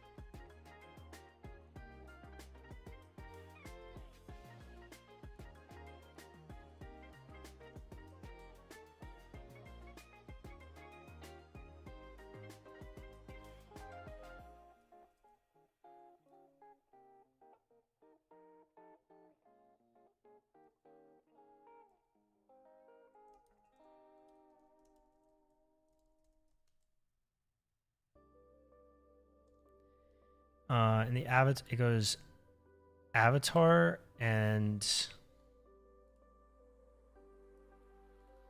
okay, so let's think here. So we have avatar name. We don't have a username on our site just yet. And then underneath of that, it has the comment itself. And then underneath that, they have reply, share, upvote, report.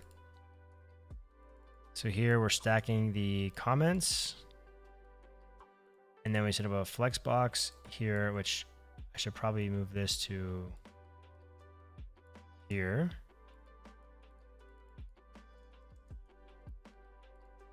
And then let's think. We have the avatar first, and then beside the avatar, we have the name.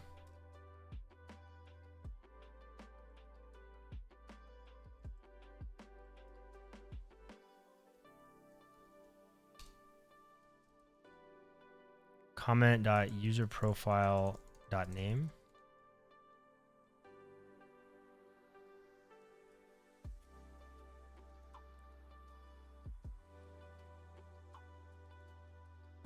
Okay, so there is not a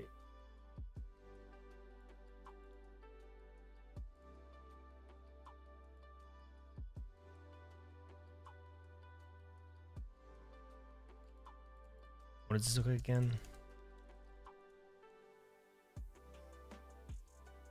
Oh, wait. Wait.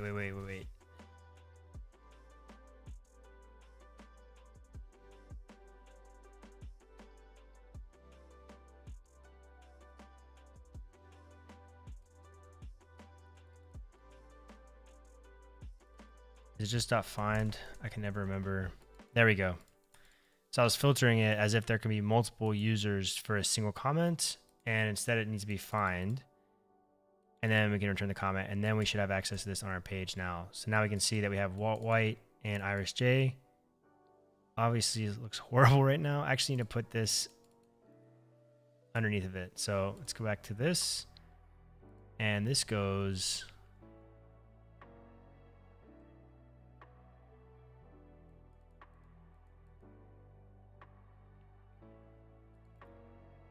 which I guess it would first be a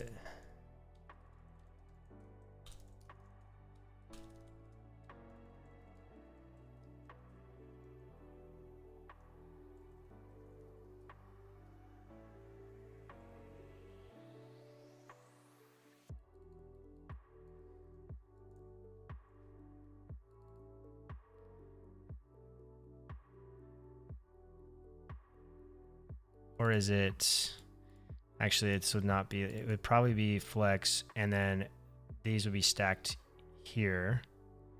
That's why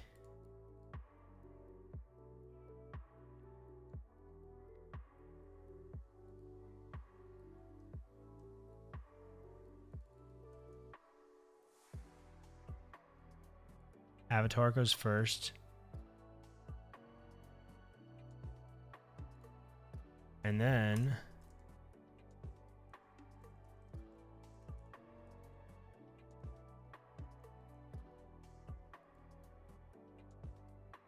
whoa, what just happened there?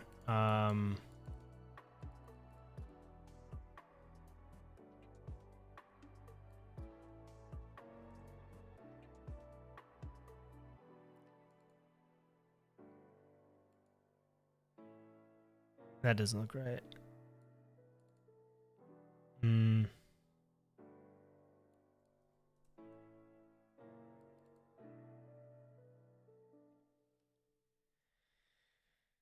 Okay, so why is it destroying my avatar right now? It's because I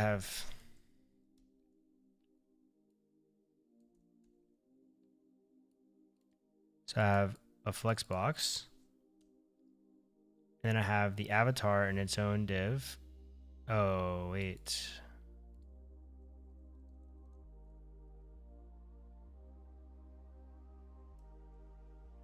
There we go. Much better.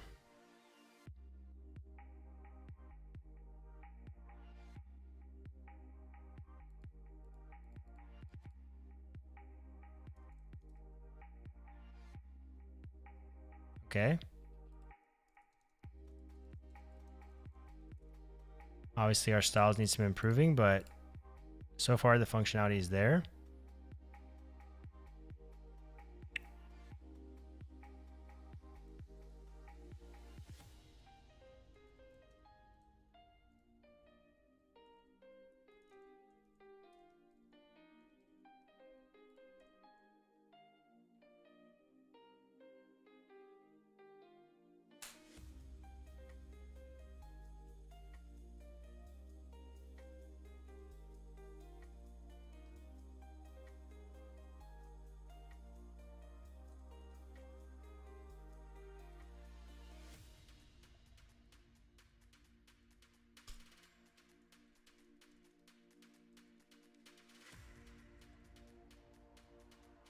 Wait.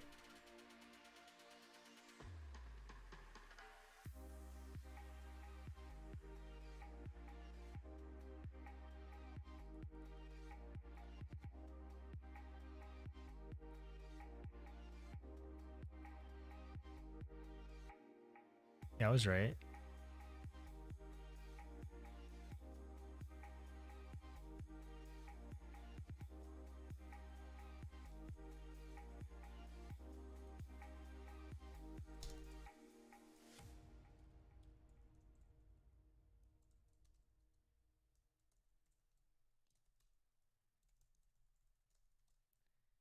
And I think over here, we're actually doing something else. We're setting the has voted, which we don't need to do.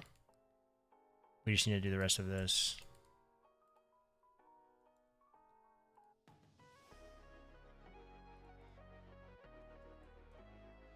There we go. So now it's dynamic. It's just popping up without us having to refresh the page or anything. Cool. Let me try to improve these styles a bit.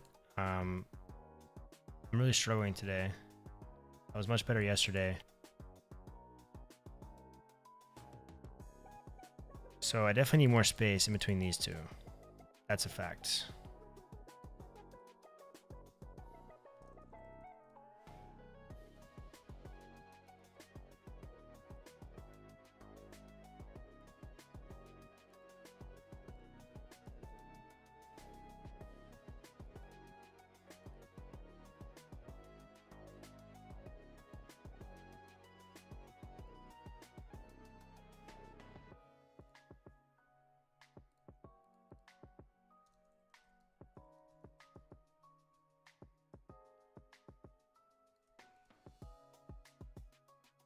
Wait.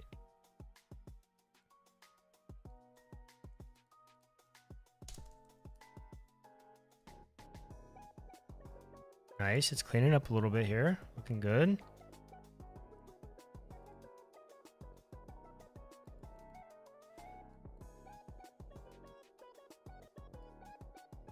I'm thinking I don't need this here.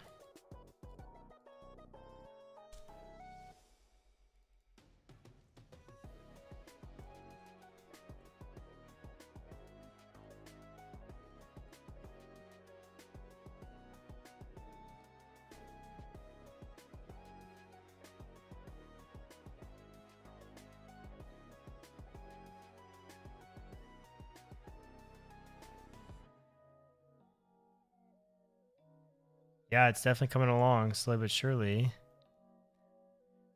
Now I need to make my avatar not stretch down like that. I think I can just do flex 0, right?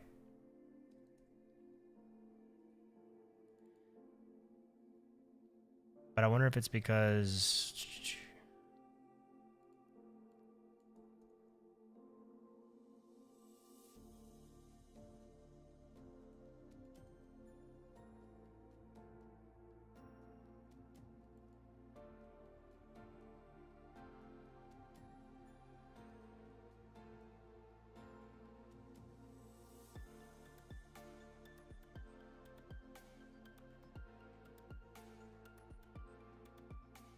So why is this malforming? It's trying to go height full. I think it's probably here.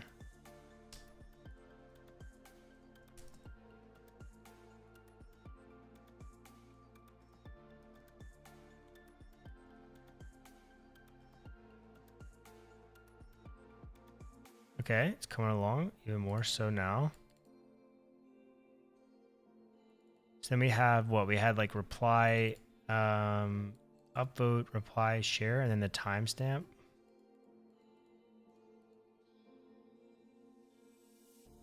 I'm definitely gonna need to look to get to figure out how to get the relative time.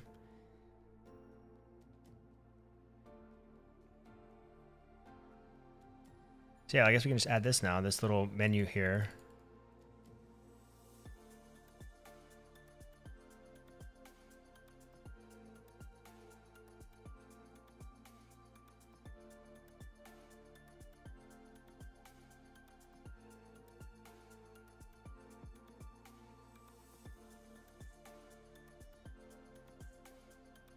Wondering, should this be like a UL? Or do we just div it out? Do we just go 30 divs deep? I think we're already about a few at this point. Say the comment, and then I guess we can do another flexbox.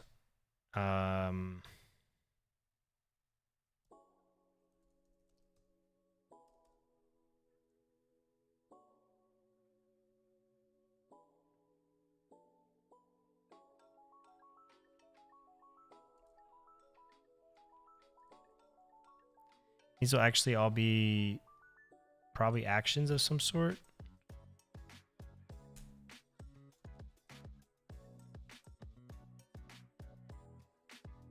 Date FNS works good for relative time. Is that a utility? Okay, got it. I'm gonna use that for sure. So this one will say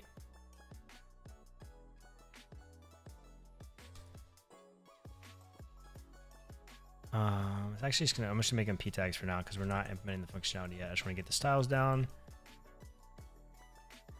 Upvote, reply, and then share. And they have a little menu there.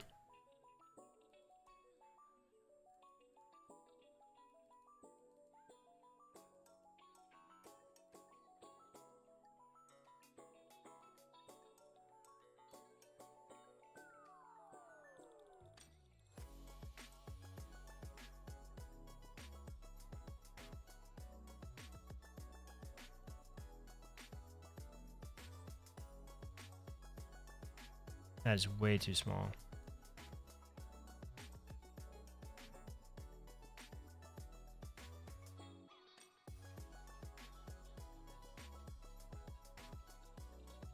Whoa.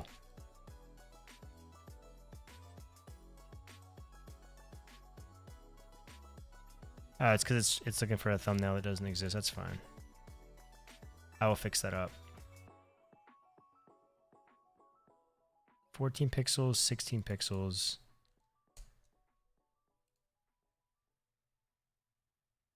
Oh, I guess I'm probably just more zoomed in over there, huh? For some reason, 125. Yeah, that's what it is. Okay.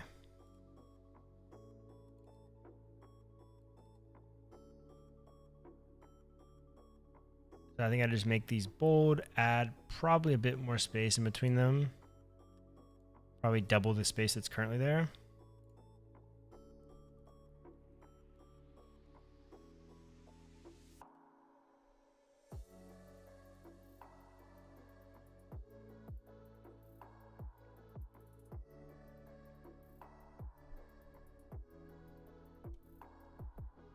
Okay, let's take care of that. So what I say I was going to do, I was going to make these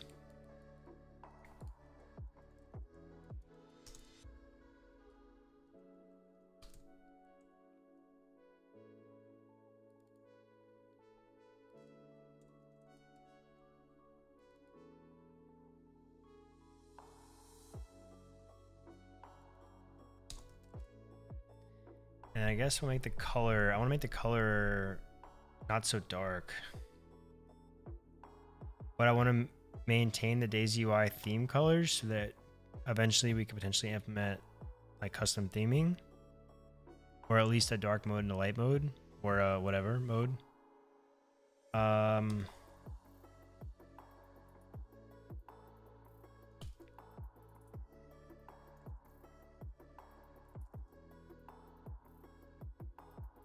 That looks corny. Not doing that.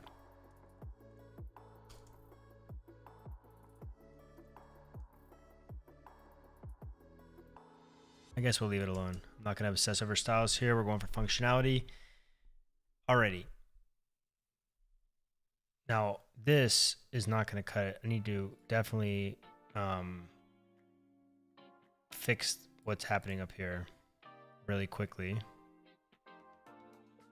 I do not like how this is protruding my container, and it's due to there's margin somewhere in there.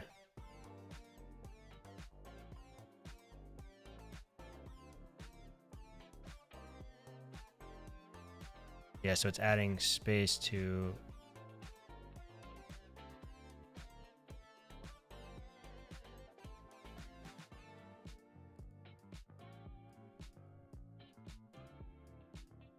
there we go. And then I can just set the max width to medium, for example, and then actually we'll do large.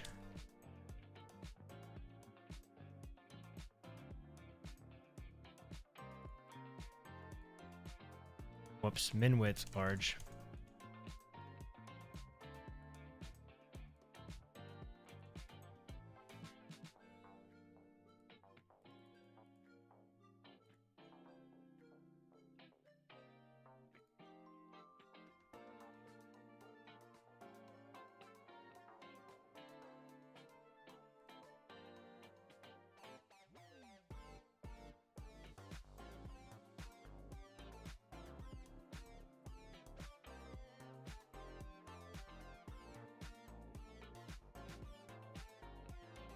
Sorry, I'm thinking here as to how I want to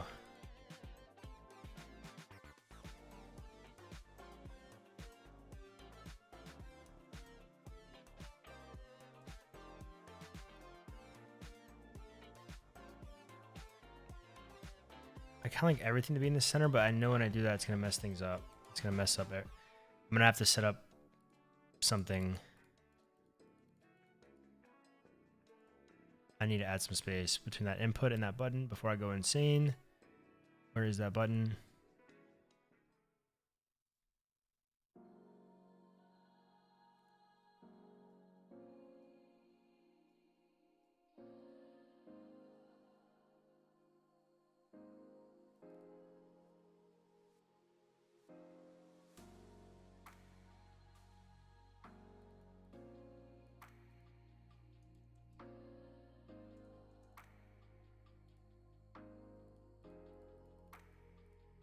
Okay, so now we can comment just fine. Everything's great. Everything's working fantastic. Now, if the user owns the comment, I need to have a menu here. And then if the user owns that comment, that's where the report button will go, like how ProductHunt has it. And then that's where the edit button will go as well, and the delete. So I believe Daisy UI has something like that. Let me make a commit. What did we just implement? We implemented the comment functionality, but what was my previous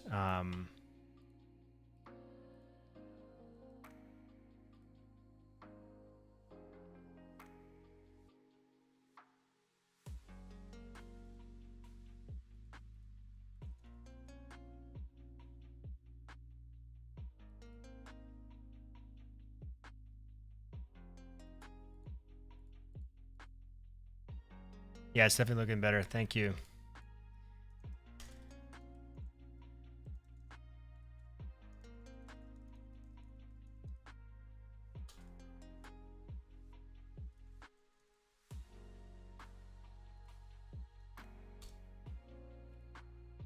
Okay, menus I'm looking for. So let's go get a menu.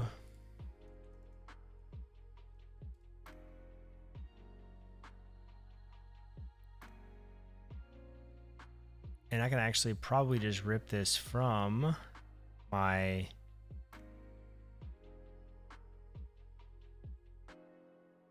layout here.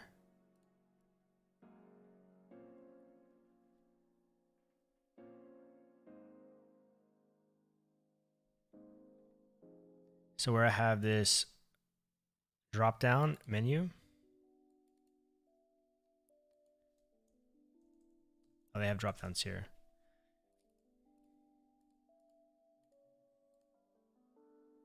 I probably want it to be up.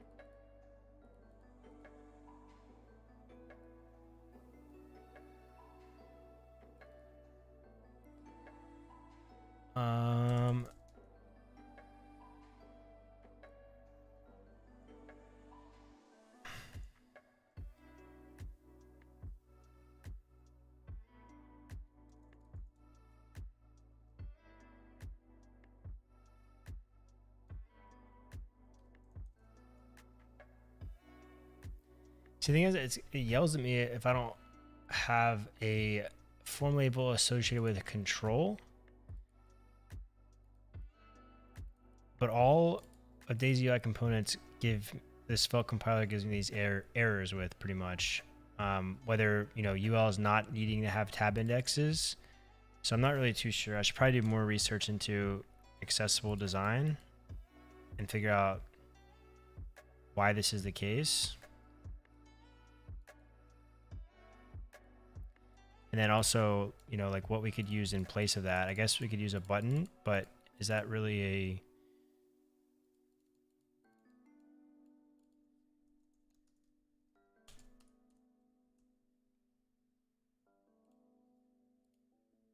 Yeah, I know. I actually have a shortcut to ignore it. I think it's Control Dot, and then it just instantly does that. Or is there a quick fix? I guess that's the same thing, right? But I don't know. Should I be ignoring it though? I guess that's my question. I guess I know I can ignore it, but the question is that am I making bad decisions by ignoring it? If with regards to accessibility, or is that just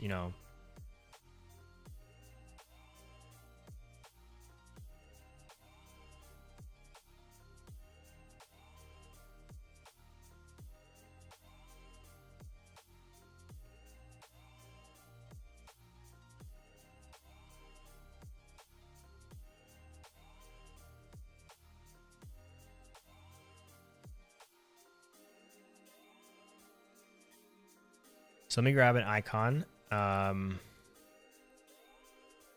think, what is it called?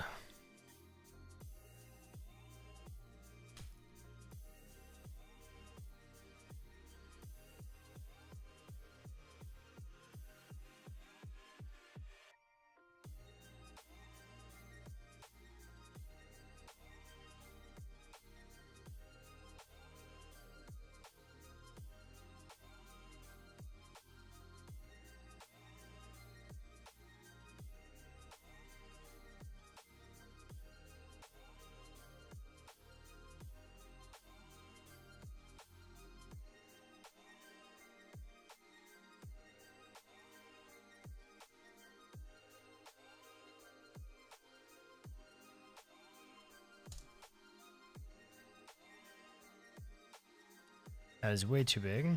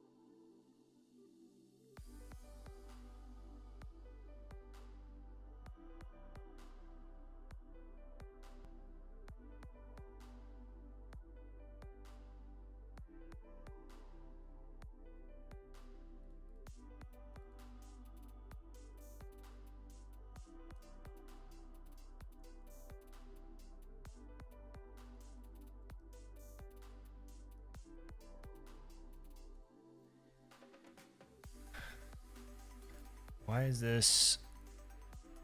That is definitely not centered. That is not centered. Is it? This thing is at the top. I guess I could do.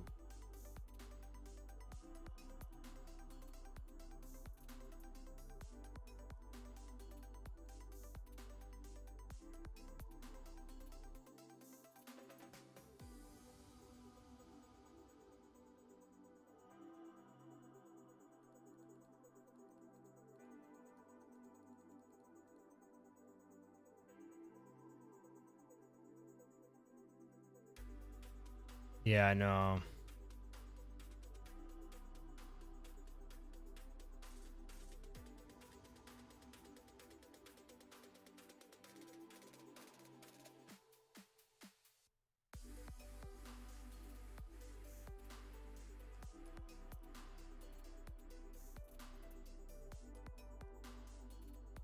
Also, that menu is huge. I wonder if we can make this menu slightly. I guess I'm really zoomed in right now. So let me zoom back out. I guess it's not that big.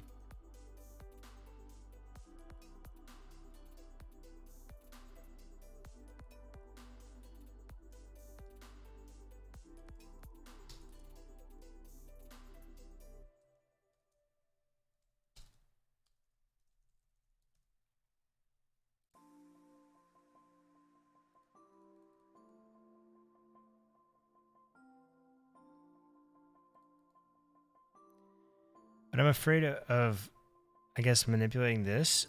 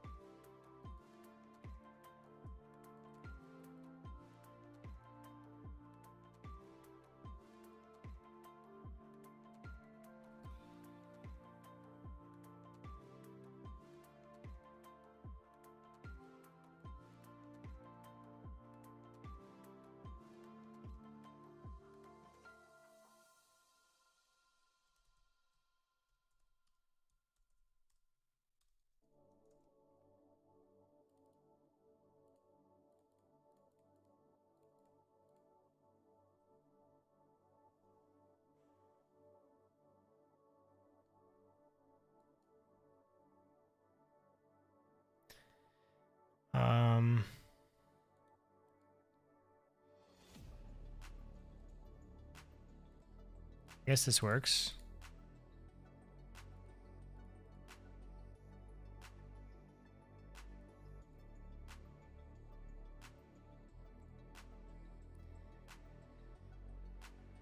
Okay. And then obviously if the user owns that comment, then we won't have the option to edit it or delete it, of course. I guess what we can do now is work on editing the comment, or should we work on deleting the comment, or should we work on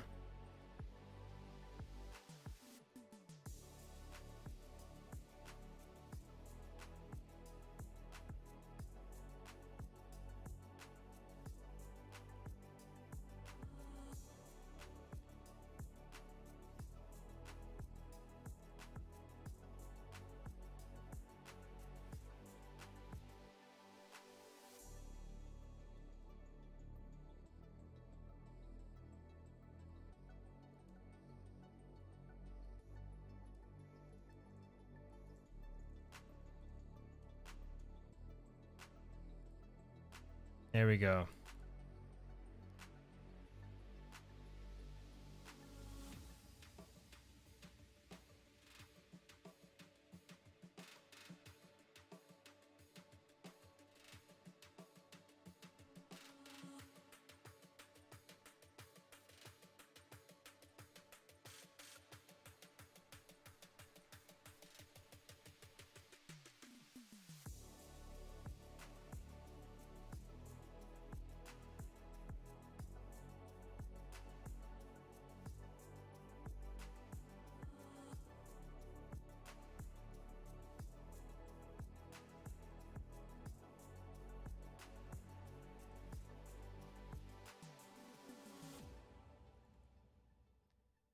This doesn't have a thumbnail still because I haven't updated it.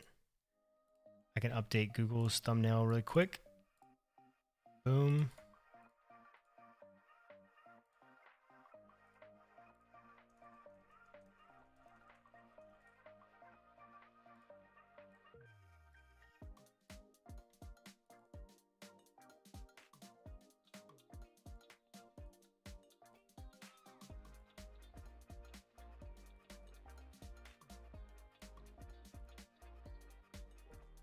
Okay, cool. Our functionality is working pretty decently at this point.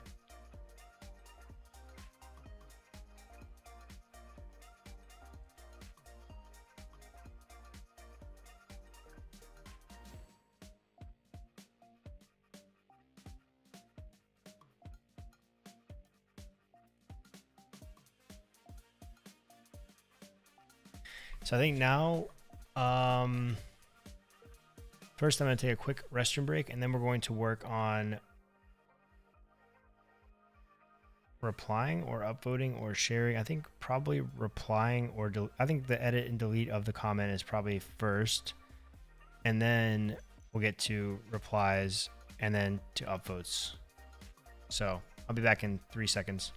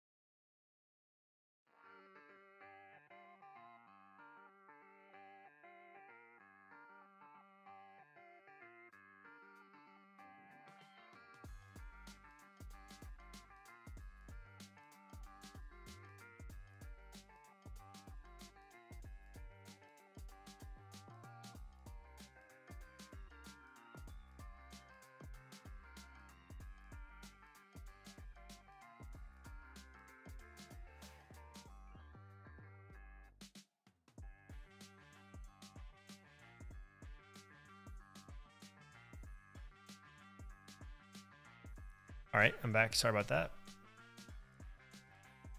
All right, we said we were going to work on editing the comments. They probably handle everything with JavaScript. I think I commented on something, right?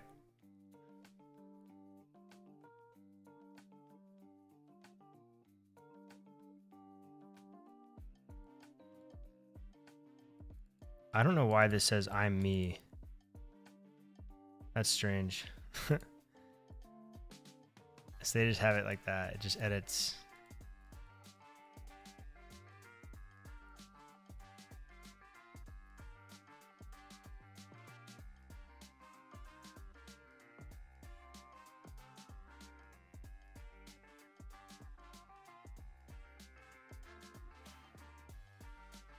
Now JavaScript, this will be super easy. Or with, yeah, but I think what we can do is to do something like this. I feel like we have to submit a form action that just returns something. And that something then tells our front end to show this box. And then when we submit it, it then it tells us to take the box away.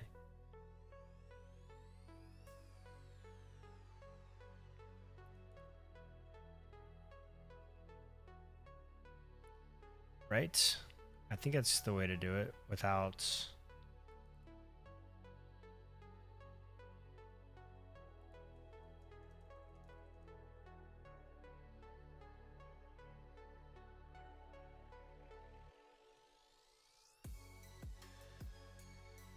Or could I do something like with CSS? I don't know if it's to that level yet.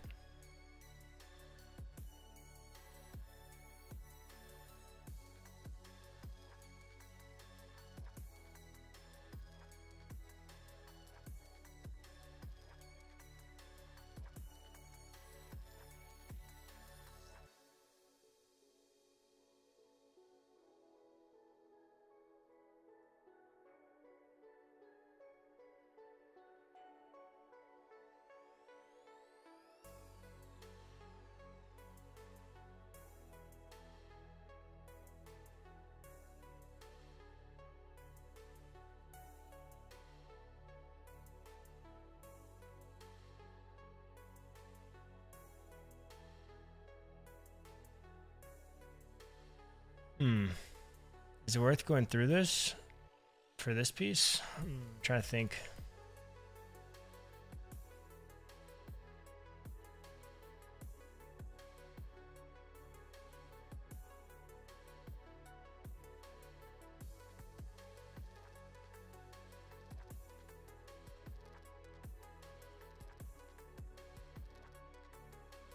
I think it's probably better than submitting a form action that tells you to hide it, but then when they go to submit it, if it's invalid, we have to show it again, which I guess we could then set the checkbox to checked.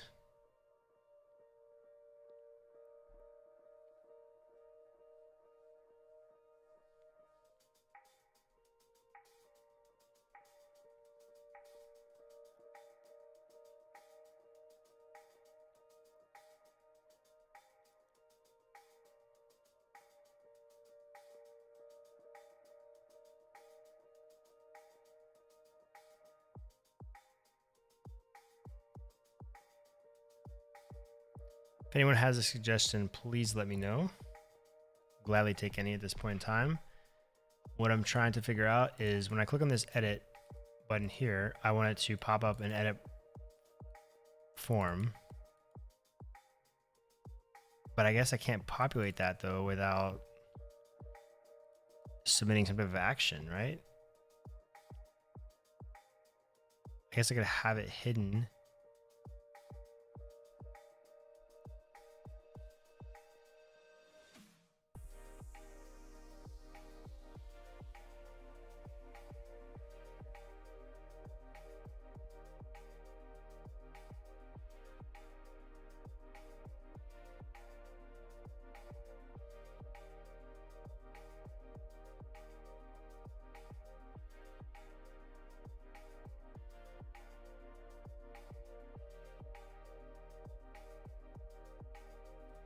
You're talking about JavaScript? Yeah. So I'm trying to...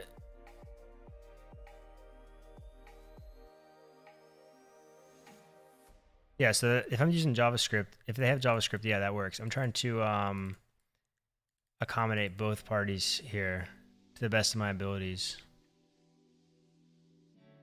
Yeah, with JavaScript, that's easy day. And if I don't have JavaScript,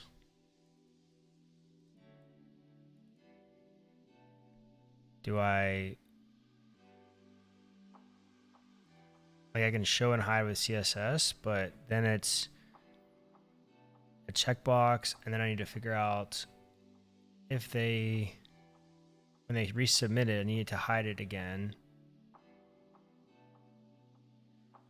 Yeah, so I don't really know if like an action's appropriate or not though for this.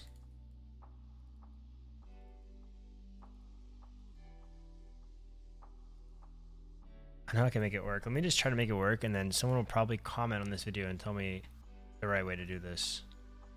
Again, there's just, I haven't seen like a massive SvelteKit project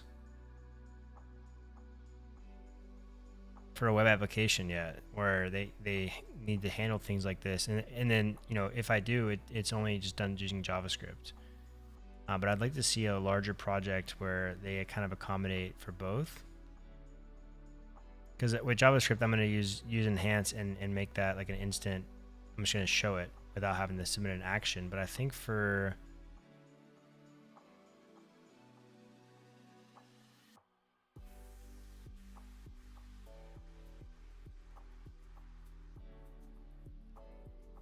I guess I can do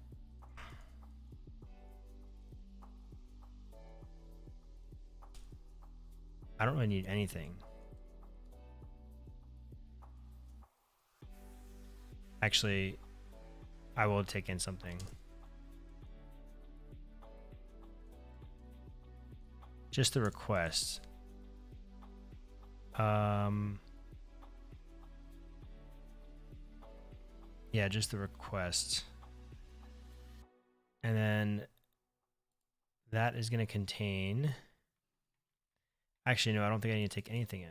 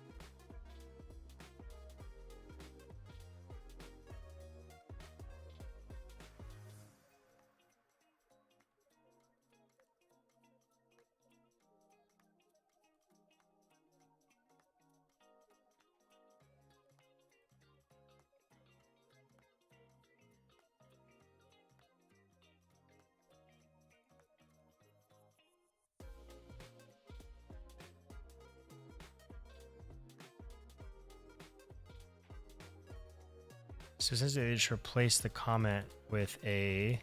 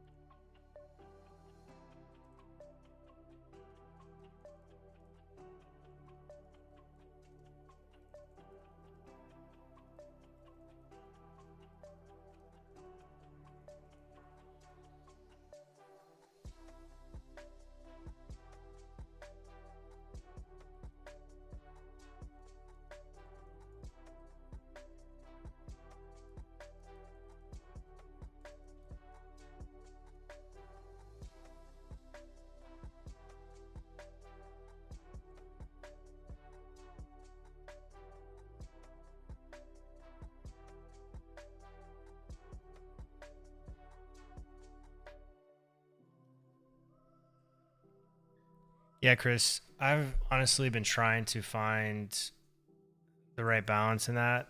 It does make things much more complicated, much more. But I think that, yeah.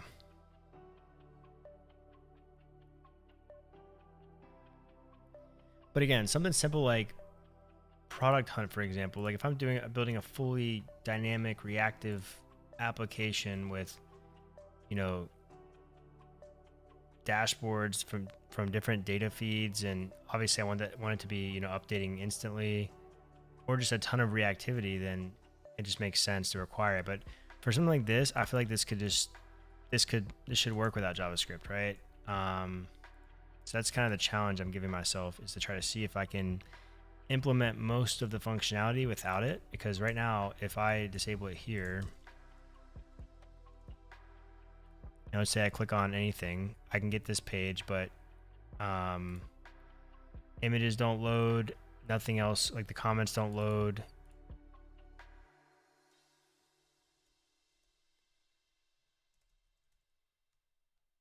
So yeah, I'm a bit torn between,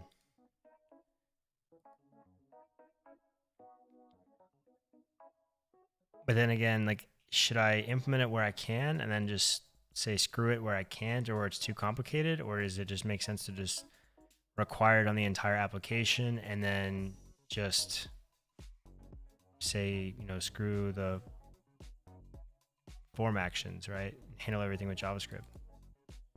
So that's where I'm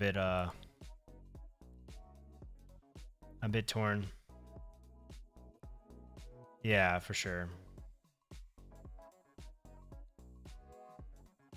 So in this case, yeah, I'm just challenging ProjectHunt here.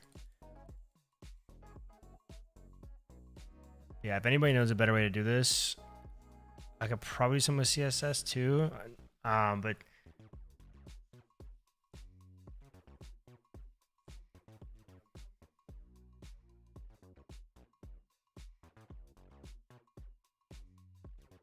yeah, no, that's someone, I think, was it you that asked me about potentially doing things server side with PocketBase as well? Because that's definitely something that I want to explore.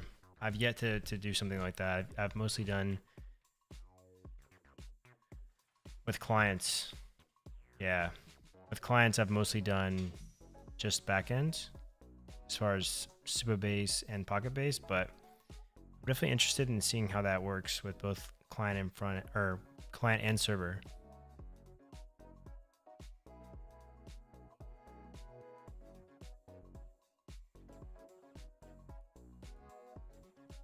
Okay, so if show edit,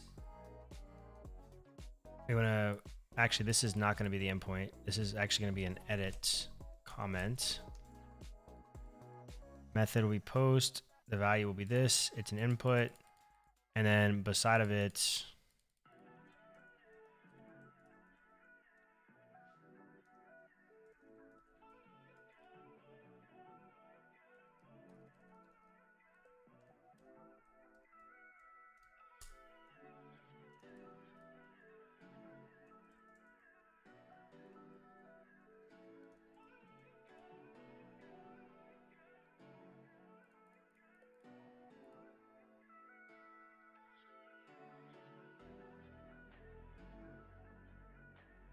so this would actually be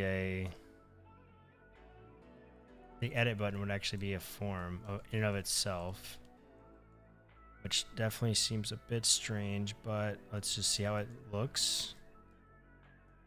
Because then I'm making a call to get the edit form, but I guess in reality, I guess I would be doing the same thing if I was going to a separate page to edit the comment entirely. I guess the same thing would be happening, right? If I was to click on that edit and it took me to, for example, localhost /comments/comment ID/edit, it would be the same thing as this, right?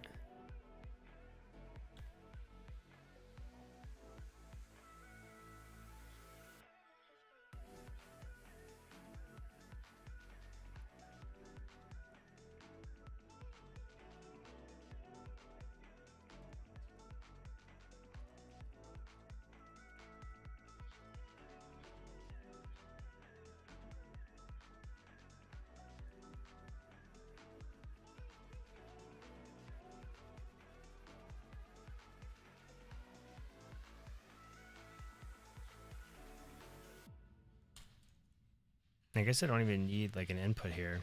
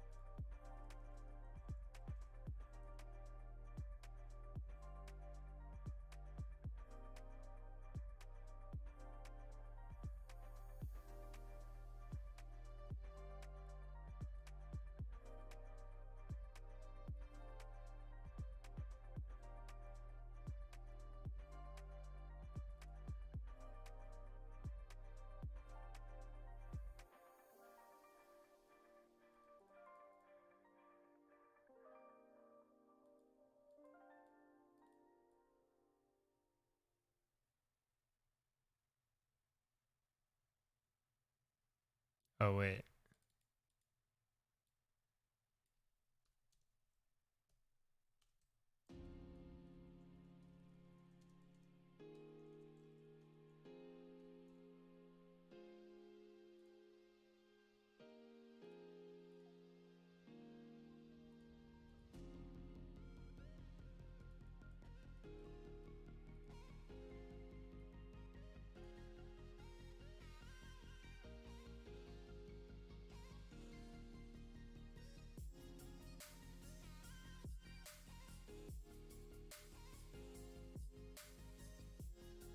Wait.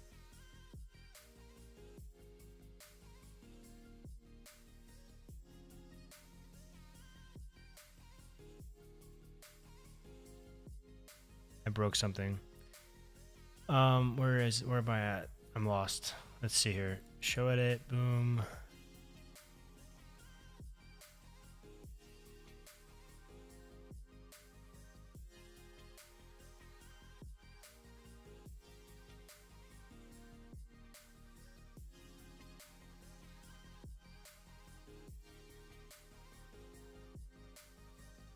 Oh.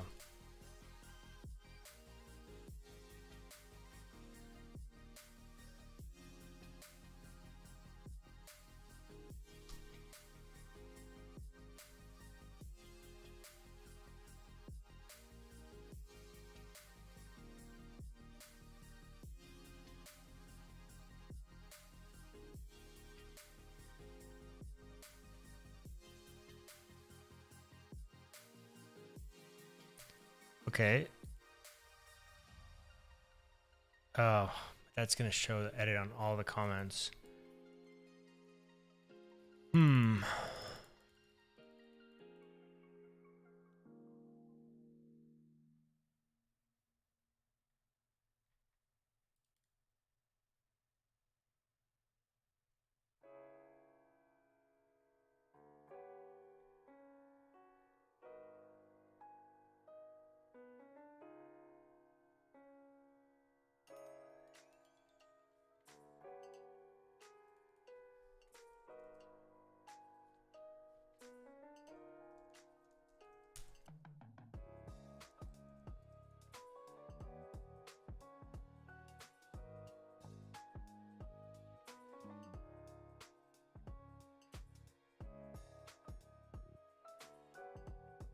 Okay, so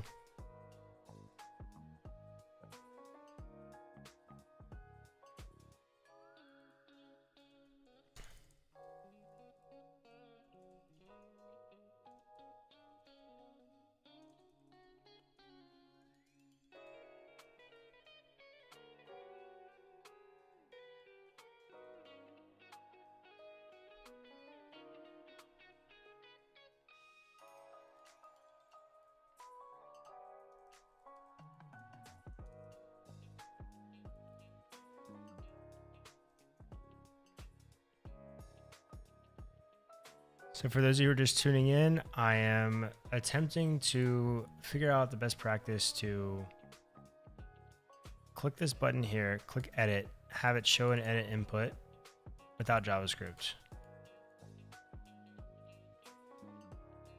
Similar to something that ProductHunt's doing here.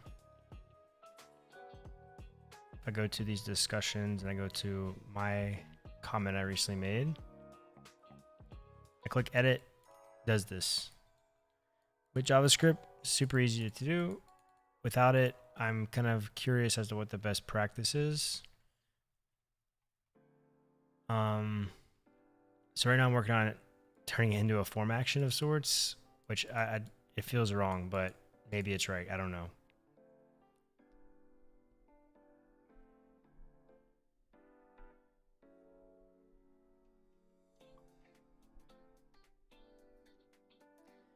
Okay, so now I'm getting the edit ID. I'm passing that to the action, and then the action is going to return.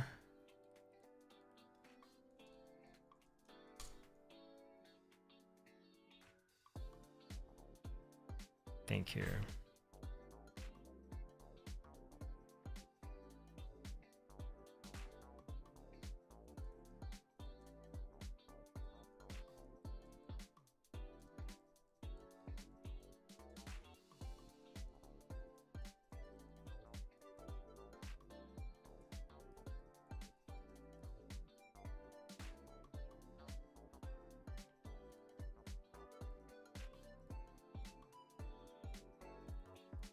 Okay, so that seems to have worked.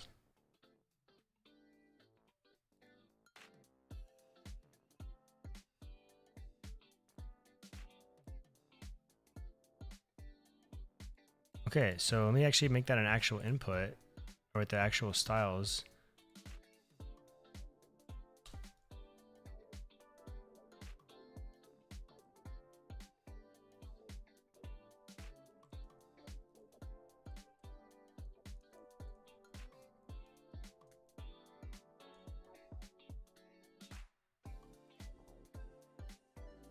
So now if I click on edit,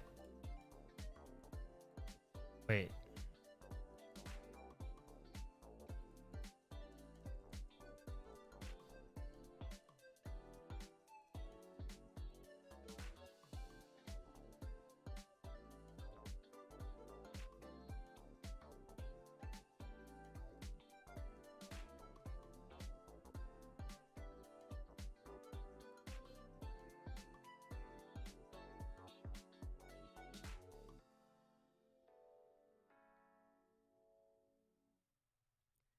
Oh, that's why.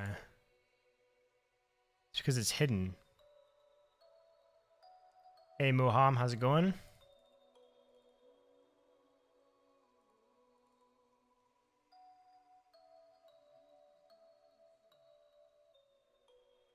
So this will not be hidden. Well, actually, this will always be hidden. I'm adding the input classes to the wrong input. That's my problem here.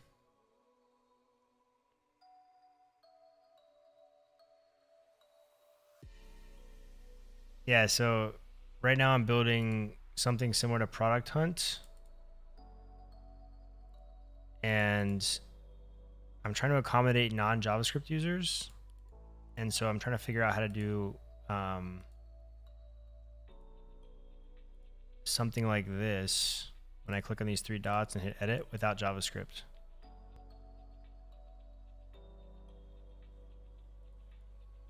Which right now I'm trying to implement as a form action, but I think that someone will probably tell me that's incorrect, but we'll see. I've yet to see something like that done. So this input actually needs those classes. So now, Chris, check this out. If we click on, so right now I'm on the comments page. I can edit any comment right now. I haven't implemented those controls, but right now, when I click on this and I click edit, it now gives me the comments. I guess I can change that button to just a regular button. So then it gives me that. But if I go, let's say, to another comment, let's say I made multiple comments and I want to edit 2 different comments. Well, I can't, obviously. So if I click edit here, now it populates an input with this comment. And then obviously clicking the update button would then update that comment.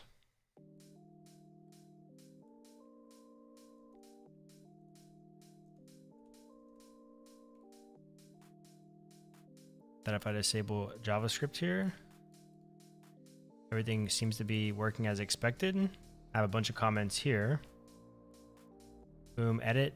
It does reload the page, but I mean, I guess the concern would be if they're, let's just refresh this again. If they're all the way down here, what it's probably going to,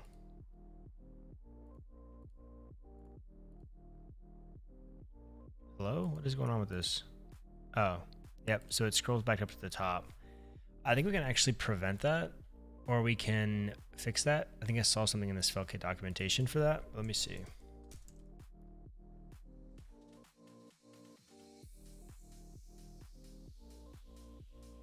Yeah, no, I can make it save. I don't have the update comment functionality implemented yet, but yeah, that's the goal. It will actually update to that value.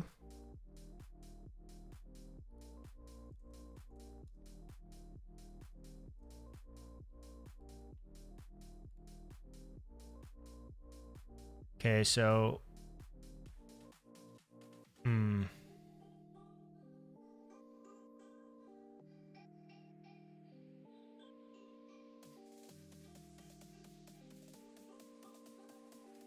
I set the scroll position to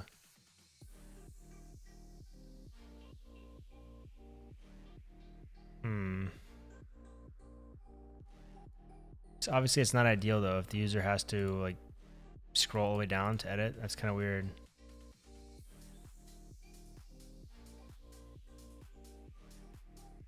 This looks great, in my opinion.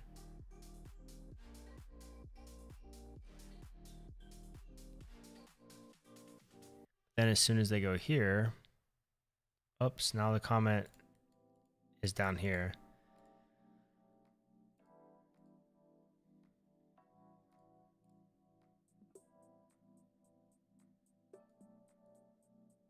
Time to turn to the answer, a place with the answers to all your questions. The Svelte Discord.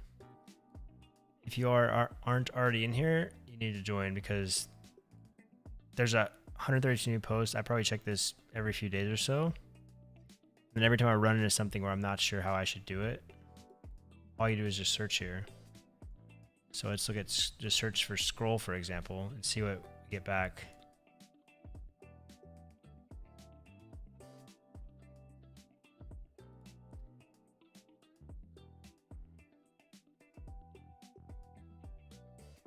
In browser, it scrolls the right section.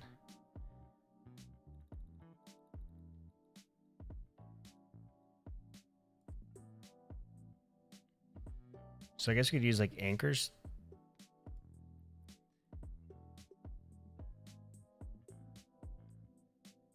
And that's even working with SSR. So I guess that could work the same way without JavaScript then.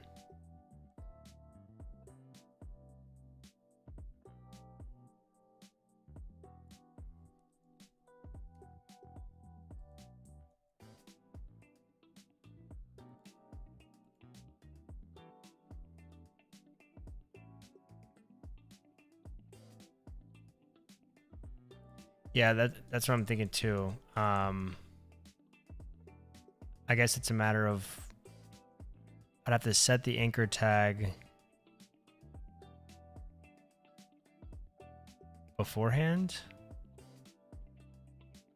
Or the anchor tag would have to be like the ID of the comment potentially, or the name of the comment, or that comment block that I'm iterating over.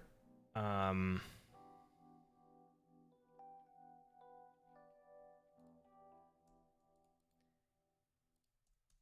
yeah.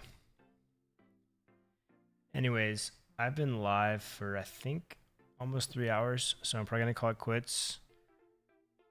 I will probably stream again this week, maybe tomorrow. We'll see how things go. But I don't work on this project except for on stream, so I'm not going to do anything more with it. We're going to be right here, and let's check our tasks. Hey, thanks, Moham. I appreciate that. I'm having a lot of fun with the streaming. I'm learning a lot too, so.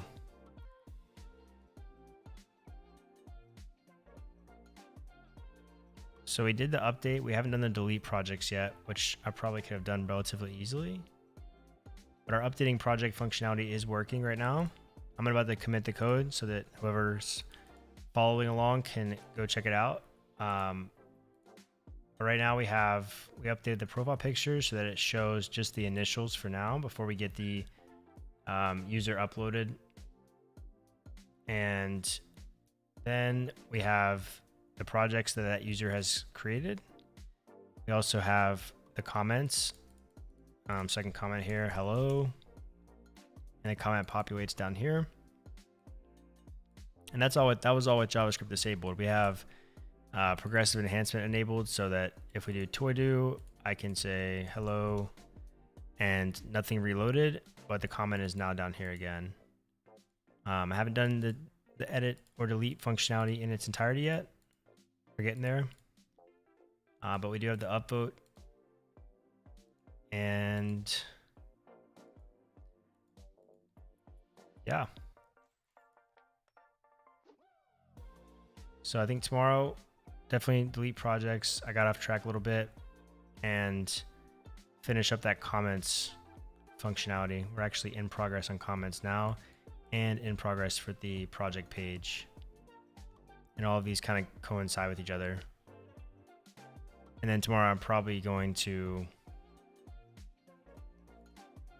abstract away the CRUD operations because I'm getting close to the 4 times repeating myself getting projects. So I like to just create a couple of services or repositories, whatever you want to call them, in my lib that I can just call get projects and then pass it the PB instance, and it will automatically return what I'm looking for. But yeah, we got a lot done today, I think. So productive stream. Anyways, all right, I'm heading off. I will talk to you guys next time. Thank you all so much for tuning in. Appreciate everybody.